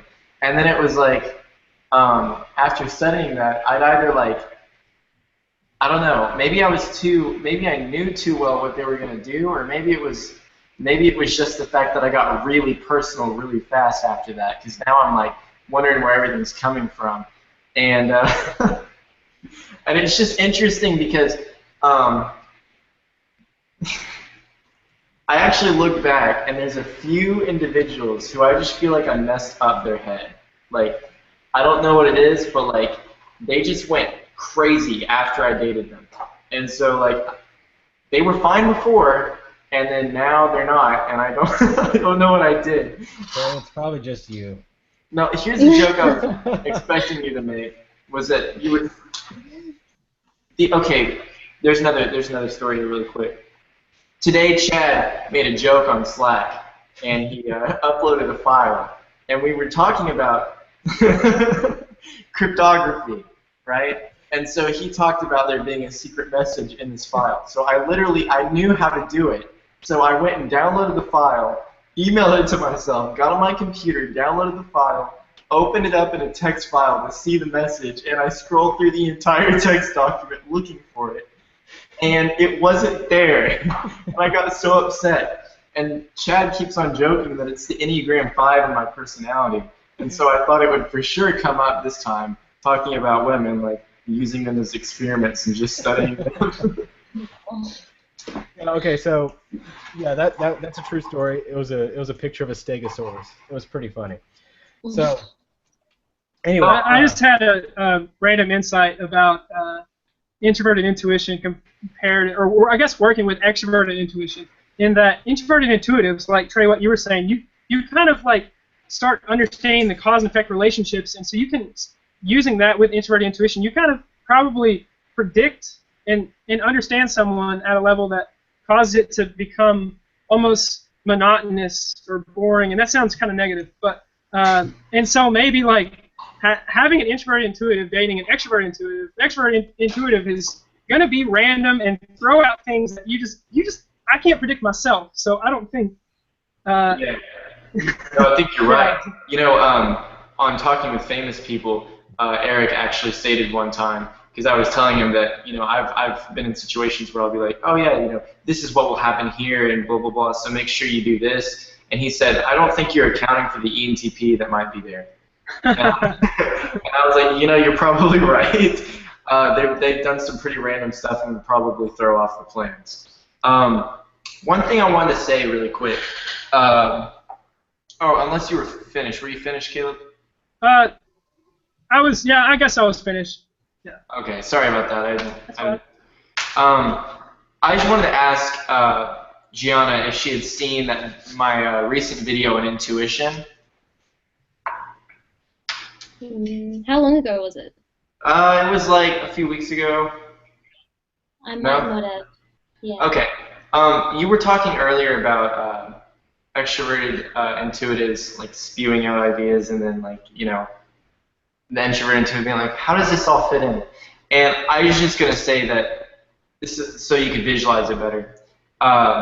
There was this idea that I had where there's like a crystal, right? And the idea shines through this. This light shines through the crystal, and of course, when you look at the crystal and you look at the light that's on the other side, the light's going to be affected somehow because of the shapes that were inside the crystal. And turning the crystal and moving it like this so you can get different perspectives is what NE is better at. NE is better at that, except the only thing is they're not looking at the crystal, they're looking at the light on the ground. And so it's just like constant like moving like this. But then the NI is more like taking the actual thing and not being able to move it as well as the NE user would, but they're more focused on both the light and the crystal. So they have sort of an inability to rotate the object, but they can kind of look how they're both affected in that sense. You know what I mean? While the extrovert intuitive could be like, why didn't you consider this? Because they might not look through the crystal, so they're mainly looking at the main idea. You know what I mean? And so it's kind of a thought that I thought might help you picture that. I don't know. Yeah, that's a really good example. I like that one. But what I found really funny was like as soon as you mentioned like the crystal, I already like visualized in my mind what you were gonna say next, and it ended up being that. It was pretty cool. Really? But wow. Okay. Another side thing that I kind of wanted to mention is that one thing that would kind of like throw my friends off and they'd like, you know, start talking about relationships and things is that I think when I was like about like 15 or something, I randomly said, like, I don't know, I think I mentioned that this guy that I liked at the time, and then I ended up saying, I don't think he'd be like, it would work if he got married though. And then when they were like, married? What? And like they were so like almost creeped out by me. And I've noticed that this is kind of a thing with some of the INFJs that I've spoken with. They do say that they are really thinking long term and they're contemplating like compatibility for like the long haul, like almost marriage when they meet someone and get to know them, like even before they've actually properly entered like a relationship. Yeah, that's interesting. Okay, so there's a few things I wanna jump on real quick. Is Gianna, question for you real quick, and then there's a few more things I want to say. Question number one is, how do INFJs respond? Well, in your experience, how do INFJs respond to personal questions? Because ENTJs are notorious for asking really deep questions very quickly. And my experience has demonstrated with dating INFJs is they put up this huge wall, and I have to find 10 million ways to ask the same question to get the answer. And whereas an extroverted intuitive just naturally does that. Yeah, I'm going to ask this, and this, and this. And I have to find new ways of rotating the crystal to get the answer that I need. So what is your experience with that? Do you put up walls like that, or is that just my experience, or what would you say your experience is like with that? Okay, well, to be honest, I had like a really awesome, I remember the first time I met Trey, we had like an awesome conversation and he asked questions that like no one had asked me before. And although I think I was quite reserved and I think I spun the conversation onto him and he ended up talking more than I was about like himself, but I was genuinely excited and really, I don't know, I was like really like hyped up about it because like it's rare to find people who ask those kind of questions. So I think even if the INFJ is really like holding up all those walls, I think they might not show it, but they're really excited when you ask those questions. It just might take a bit of work because I think not even just being whether I don't know if INFJs are susceptible to being insecure or anything, but I think just initially even just articulating those like inner parts of ourselves takes time, and we want to do it properly. We don't want to give off the wrong impression. We want it to kind of be perfect, and we're scared that they'll take it the wrong way and things like that. So I think that's definitely a thing for INFJs. I think we just take a bit of work, but I really think that once you gain our trust, we'll like let you in like completely. I don't think it's impossible. I'm just saying, you know, when you first meet them and it's like you're I don't know. I think people can give up really quickly on INFJs. I don't give up. Like I'm not a quitter. But Trey, yeah, you got a question? Yeah, I've got something, right? So just aside on that, maybe I just want your opinion on this, Gianna. Maybe could it possibly be that answering those questions really fast would sort of, because I feel like a lot of people may ask you a lot of those questions and then just leave and like, you know, kind of be done. And so maybe the reason that there's so many walls would possibly be because you want them to, you want to see whether or not they're going to work at it to like discover you. You know what I mean? So that you can kind of see that they are, that they really care enough to spend the time trying to figure you out and understand you. And maybe it's because that's the pattern that most beautiful relationships fall into, and maybe that's what you want to be fulfilled. I don't know. Yeah, I just think that really ties in with what you were saying about how you felt like certain relationships like experiments. Because I remember I'm just using our conversation as an example because I think it works. But when you actually approached me, you were like, "Oh, I have questions about INFJs," and I was like, "Okay, cool." And but I noticed that like the questions were being more steered to me as a person, not INFJ as a type. So I kind of gauged that, like, am I being a guinea pig? Am I just an experiment? So then I kind of was like, spun it back on you because I was like, I don't know. It had like whether it's just like a one-off like conversation, and like when I like talk that much, it's just I rather if I know that it's worth something. Yeah, I think. I'm sorry. Go ahead. Okay. If you write that down, Trey, I don't want you to lose the thought. I'm going to add to Trey's concept though real quick, and it's oversimplification. So if I'm asking an INFJ a question, let's just speak for INFJs here real quick. And if I'm asking an INFJ a question, is it possible that they feel that the answer to that question is an oversimplification of how they really are, and therefore they would be branded that way? Yeah. I didn't think I could say it any better or expand on it better. Yeah, I think what you're thinking is right. Yeah. Trey, you can go. Okay, so I wasn't even done writing it down. So when I was actually asking you all those questions, it's because I was both genuinely interested in who you were, but it was also because people's responses can show a lot as to the way that they actually processed it, I guess. And I don't know if you've seen the Entj video where I did Entj pattern of thought, but the only reason I was able to do that was because when I spoke, I felt like I saw this, and then I was like trying to find another Entj in my life that I could listen to and see if they spoke this. And so I guess when people explain things that they care about, those are the things that mean the most. And so if someone asked me how my day was, or I don't know, a pretty general question like what I do, like my job and stuff, I'm not really going to be like explaining it the way that I normally would, I guess. But if you take something like really big that I really care about, that's the thing I've thought about the most and processed. I'm not paying attention to my job. I'm thinking about all the concepts and things I love and enjoy. You know what I mean? So like, I guess when asking you the questions, I was trying to take things that the essence of like what you're focusing on, because that's what you want, isn't it? With anyone. Yeah, definitely. Well, I'd hope people are like that, but people aren't. So yeah, it's nice. No, definitely. I really appreciated that. So, and probably a common experience, I would speculate, for an INFJ is as they kind of mature and grow up, they're surrounded oftentimes more with sensors. I mean, I know you relate to that. And so whenever they try to express themselves and communicate who they are to people, people weren't really able to comprehend or understand that. And I don't know if it wasn't that they just didn't give it the effort or just think so differently, especially at an early age. So it probably causes some sort of barriers to be built up in order to kind of prevent that from happening down the road. I don't know. That's just a random speculation. Yeah, absolutely. I think growing up with senses and wanting to have honest and real conversation and being kind of shut down or have someone grow really uncomfortable and feel uneased by it would automatically make me build a wall and be like, okay, never again. Yeah. Mm-hmm.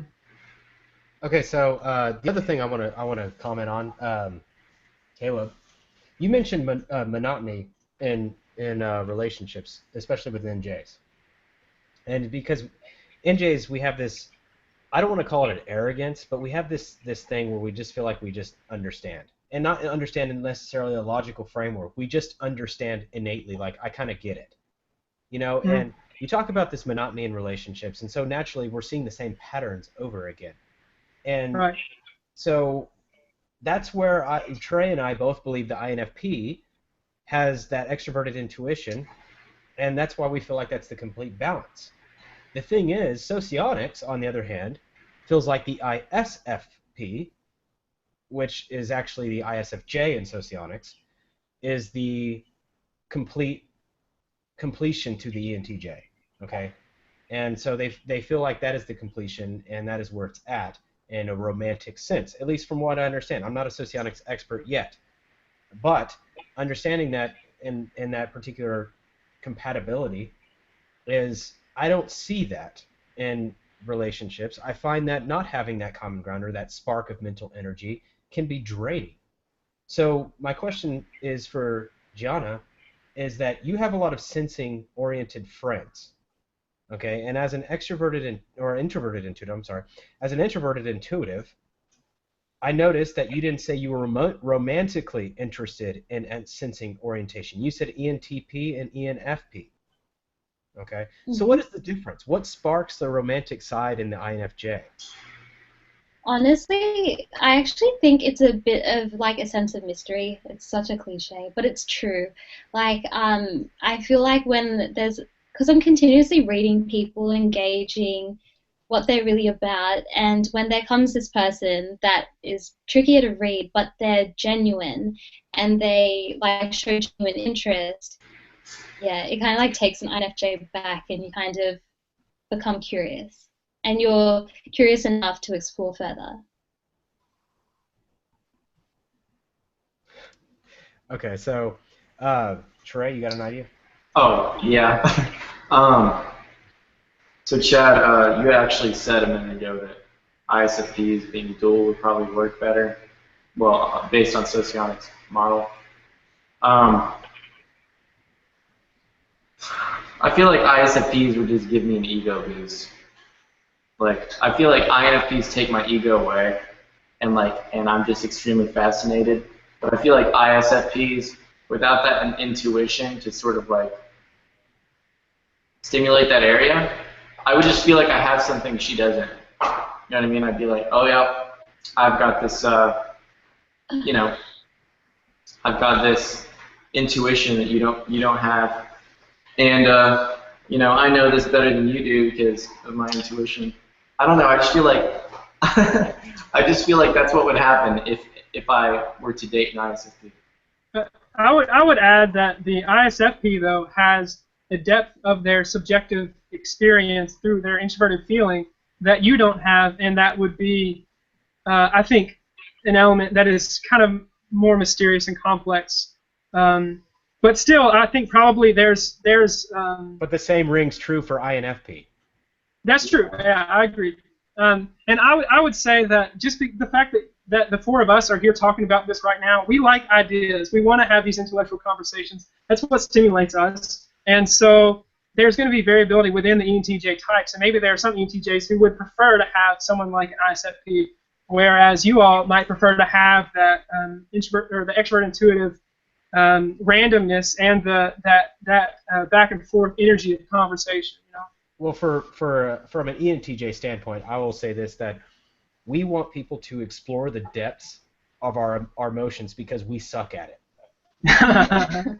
And who to me is more willing from a natural standpoint, now anybody can learn, but from a natural standpoint, who is more willing to explore conceptual understanding of a framework and more willing and more naturally inclined to that, and that's going to be the INFP.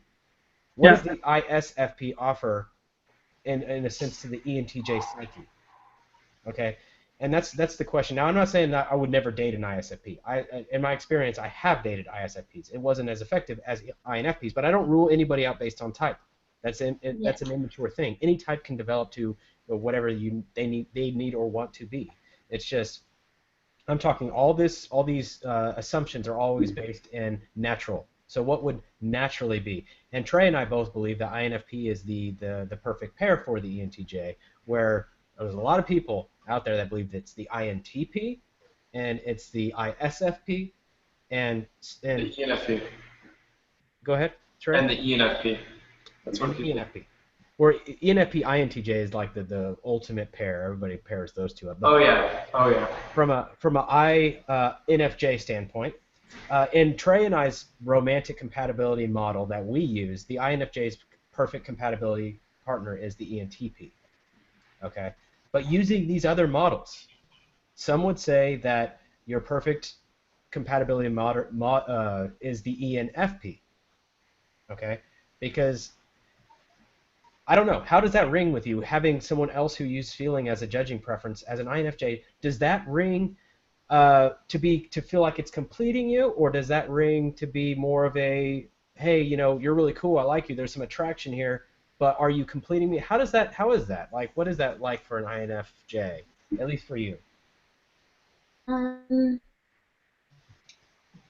Well, yeah, personally, I couldn't see myself with like another FE auxiliary user or dominant, because I think to a point I like to rationalize my feelings as much as I think it's important to acknowledge them.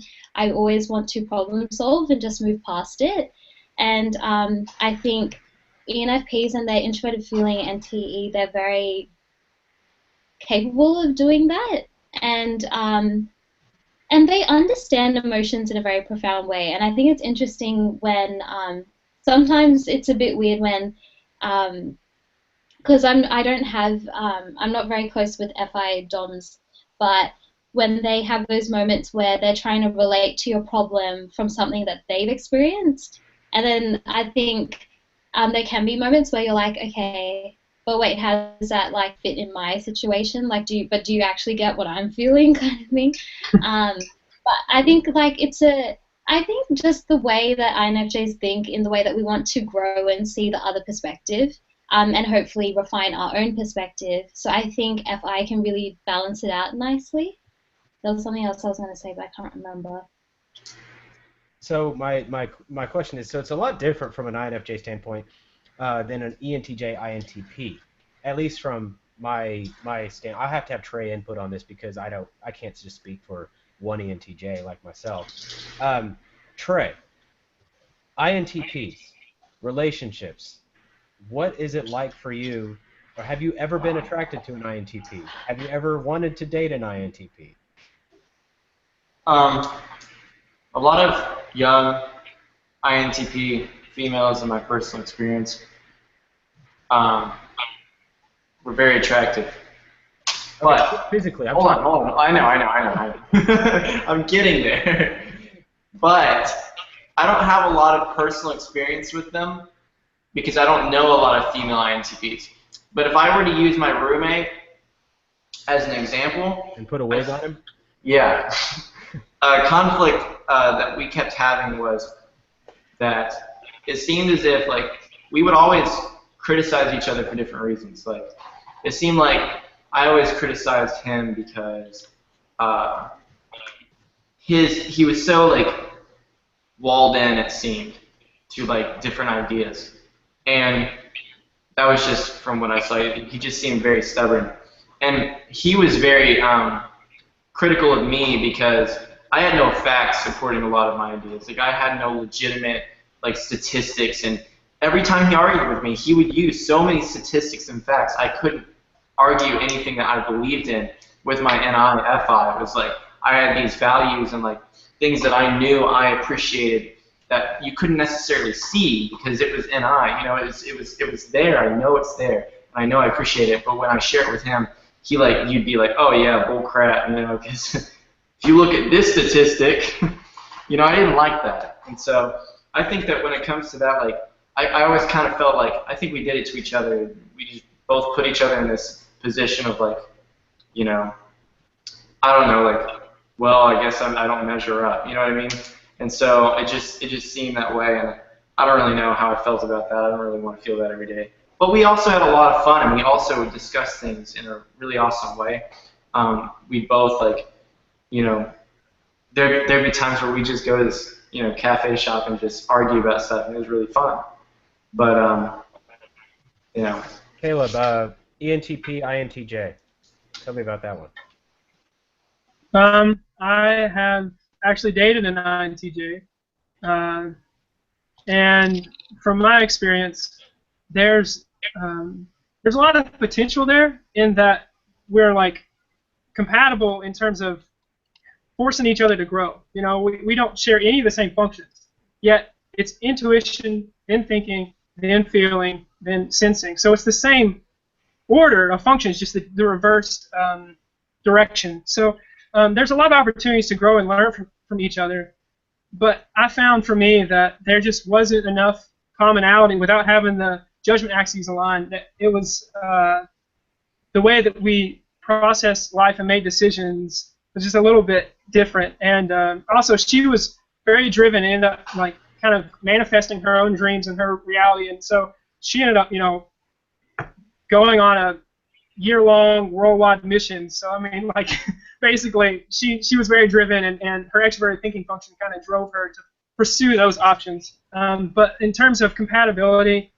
I would say that it definitely is possible in a pretty strong relationship, but probably not preferable. I have found personally that the judgment axis is really important to have shared, because that's how you make decisions. And if you're going to be with somebody, you're going to make a lot of decisions together. And I can see how there's a lot of growth with the variation. But for instance, I've also found that introverted feelers and extroverted feelers, they have a bit of a clash, and that harmony versus individuality causes some difficulties. That's a big clash, though. Those relationships. You're typically looking at collectivism versus individualism when it comes to FE versus FI. Yeah. And that's a big clash. Like, whereas the other functions, introverted intuition, extroverted intuition, introverted thinking, extroverted thinking, usually can arrive at the same consensus. Yes. FI and FE are at moral battle with each other constantly. Yeah. And even introverted thinking and extroverted thinking, I find to be a little bit clashy because their approach is so different. In that one is more theory-based and the other is more results-based. And I think that the two together are an awesome team for sure. But that still causes a bit of a dissonance and an inability to connect and understand each other at a deeper level, which I think is essential for a healthy relationship. Well, by nature, judgment functions are going to be harder to be compatible, whereas perception functions can essentially agree more or see the world in a different way. All they have to do is communicate more. So I have a question. What about, to kind of bring it back to INFJ, what about an INFJ and INTJ relationship, doubling up on introverted intuition dominance? Is that too much NI? I think I only knew one guy, and once again, he was a little bit underdeveloped, but I don't know. Yeah, I think it is a lot of NI, and then a lot of, I don't know, it's really interesting. Like, I think there's the initial, like, strong intrigue, but I think this is how I feel about the whole relationships thing. Like, I'm kind of, like, not answering the question, but I hope I can come back to it. But, like, my sister, she's an INFJ, and she's currently in a relationship with an ENFP, and their communication styles and their way of processing is so different, and they can, like, in their relationship, they're continuously learning more about each other, but they have the exact same values and, like, the way that they want to go about their life and what they prioritize is exactly the same. So it works really nicely. And, like, going back to the whole idea that INFJs want to continuously grow and we want that contrasting perspective to benefit our own line of thinking, I think that's really complementary. So I think that can also be applied with INTJs, even though it's a lot of NI and we can kind of get, like, there's not really one person that can, unless they're both really self-aware, maybe one of them can help them step outside of that, because I think too much NI, you can get very lost in it. So, yeah, I think it can be complementary as long as that shared values and priorities are, like, completely in line. So, I have something. Go ahead. Okay, so I was just going to, unless yours is more relevant. Is yours pretty relevant? Okay. So, Gianna, I had something. A lot of times I've talked about the tertiary and inferior being like a happy place a lot of times. Of course, it can also be really bad, but okay, that's kind of debatable because the tertiary doesn't seem to make anyone upset. Like I said, tertiary seems to be a learning experience, but for the tertiary and inferior together, under the right circumstances, it seems that they can be sort of like extremely fulfilling. And so the way that would look for me specifically, and I'll use INTJs as an example too, is that for me, mine is the extrovert sensing and then introvert feeling. And so what I love is sort of being in a place where everything feels like it should be. You know what I mean? Like, and I think that's really like values. I've experienced that once, and when this happened, it was like come to find out the household that I was staying at was actually there were some things that I didn't necessarily agree with, but that hadn't come yet. So I was just experiencing everything I did, and in that, it allowed me to just go full SE, like just. And I don't know if you've ever seen an ENTJ go SE, but it's just stupid. Okay, it's just stupid. It's just the dumbest stuff ever. And so I was doing that, and it was like so much fun, and I really enjoyed it. And it was just one of those nights that's like can be marked as like one of the best, you know. And when I talk about the happiness that an ENTJ and an INTJ would be trying to achieve, you know, it seems as if they're both, for the INTJ, they're trying to, it seems like they're trying to plan everything out just right, where they have a little SE playhouse, where everything's just right. It's like a little playhouse that's fit just for them, and they can kind of enjoy things there. And I would say that for the ENTJ, it's probably more about enforcing that playhouse. Like they have an idea about what a playhouse should be, and they take whatever's around them and make it all fit that playhouse, and then they just enjoy it. And I feel like that's sort of like what they're both trying to do. And so if I were to look at yours, it's TISE. So I was wondering if you felt that maybe, you know, because I've talked about ENFJs and INFJs being logically oriented in the sense of like, they're trying to take all these things that, like, all these things that may be a really humanitarian kind of mindset where you have all these things that, you know, hurt people, and these people were hurt here, and it's because of the way that the world's structured. We need to change the structure of the world. And so where I can kind of see that, and they're pretty equipped to do so with the TI by going, okay, well, how do we structure this? And being able to structure it just right so that everyone can sort of harmonize, I guess, or, you know, just make sure no one's feeling hurt or anything because of the system. And so because of all that, I'd say that maybe looking at yours, it'd be something like with TISE, it'd be like having everything structured just right so that you can just enjoy things. What do you think? Yeah, I think that makes a lot of sense. And like the moments that I do like kind of indulge in my SE, I only do it if there's a certain level of structure to it and it's not too spontaneous. Yeah. Like let's say someone says that I want to surprise you and I'm going to like, and you have no idea what's going to happen, and I'm like, okay, well, I'm kind of excited, but if they tell me what time we're going to go and what area we're going to, I'll be okay. I'll be like, cool, we got some structure, we can do this. So that's kind of an example. But what kind of came to mind is when I used to do debating and when I do public speaking, I think that's the one time where I kind of step outside of my NI, or whether it's that my NI and SE are kind of working together. But I feel that's the few times that I feel completely present.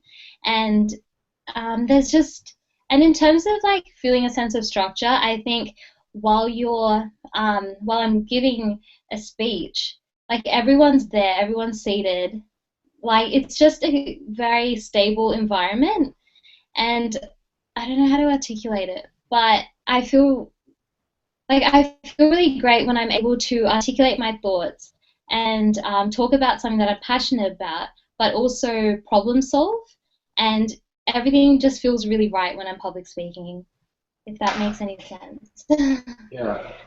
I'm going to ask a question, and I'm going to make this last Probably, question. hold on really quick, probably because you're in the moment and you're sharing a TI kind of concept. Probably. That's what I'd say. But go ahead. Yeah. Okay, so I'm going to make this last question, and then I'm going to end the broadcast. We've kept our viewers on here hopefully engaged. We got up to 40. We can always do another call, but this is already a 2-hour video, so I'm gonna ask this last question. Then I'm going to wrap it up, and then I'm going to end the broadcast. Obviously, we can stay on the call, but it won't be recorded past that point. On the other hand, my question is this. Socionics has the INFP, which is the INFJ and Myers-Briggs, as their hidden agenda is TI, okay? And that is your secret desire, and it's also a point of vulnerability, okay? And I don't mean as in the vulnerable function, which is in Socionics, but the point of vulnerability, like if you want to attack somebody, you hit them in their hidden agenda. For both ISFJs and INFJs, they have TI as their hidden agenda function. With that being said, the hidden agenda function is TI, so that's saying they want to understand. Would you say that is a fair analysis of INFJs, like you really at the end of the day really just want to understand? Or would you say that's not exactly accurate for you? If I told you, Gianna, you just simply don't understand, is that offensive to you? Yeah, I'd probably take that to heart. Or if someone said, like, that something I said wasn't valid, I don't know, I think I'd react pretty like, no, why? Yeah, I'd get pretty frustrated. Yeah, and so that's kind of the hidden agenda. Whereas if I told you, or if you're talking to a friend and they're like, you just don't understand, like, I think that would that be frustrating? To be honest, if someone said, well, it depends on who it is, but if someone did say, like, on an emotional level that I didn't understand, I think I would be a little bit hurt, but I'd be like, I'd kind of justify it that they're going through something and they're not thinking properly, no, like that they're going through something and it's like, you know how your perceptions kind of warped when you're kind of consumed by what you're going through, so that's how I justify it. But when someone says that, if I have a vision for the future and something, and I feel like we have a way of solving a problem, and I bring it forward, and someone says that's like not valid, or you haven't considered everything, when it's something I've really thought about, I get I get quite affected by that kind of criticism. Yeah, see, for me, I'd be like, okay. Yeah, okay, that's fine. I don't understand it. If I don't understand, just explain it to me. Oh yeah, that leads me to ask for questions. And so, all right, so Caleb, you have a question? No. I was just saying, if that's the situation, if somebody says that to me, it leads me to ask more questions to understand. Okay. Yeah. So, all right, guys. Just to wrap this up, I appreciate everybody getting on this call. Everybody who watched it, especially our guest, INFJ Instinct, Gianna. She has her channel. I believe it's INFJ Instinct. You can look it up in YouTube. I also will put a link in the description of this video, and I'll also feature her on our channel. So if you go to the channel, you'll be able to see that. Caleb is a guest contributor. We hope to see more of him in the future. And obviously Trey is, well, Trey. And what can I say, man? Yeah, that's enough said. Ultimately, you guys, anybody watching this video, I do want to say too that we have put up a new forum. Trey posted a video earlier regarding this forum. This forum is a little more serious than our Slack chat, but I do want to say anybody's invited to both. Slack requires, I believe, authorization before you can just sign in. The forum, on the other hand, you can just register. And you can get started in interacting. You can post your questions there. It is highly moderated by the sense of I want to make sure everything's on topic and everything it's pretty organized, so that way your questions get answered. And you can visit the forum. I will post a link in the description as well, but it's forum.myersbricks.com, and that's a bricks as in BRICKS. And anybody can join that. You just register, and that's obviously a great resource for anybody with questions. Obviously, if you're commenting on these videos, I don't get back to every comment. I can't. I have a lot of comments. It would be a full-time job to reply to everyone's comment. I wish I could, but I can't. And so get on the forum. There's a lot of people on there that know their stuff, and there's a lot of people. And if I happen to come across it and I want to answer it or I can't answer it, I will answer it, or somebody will answer it if they see a topic and they can relate to it. It's pretty categorized. There's INFJ groups. You can create groups. You can write articles. You can post your own blog. It's pretty comprehensive. It has all kinds of stuff. It's a great community for MBTI enthusiasts.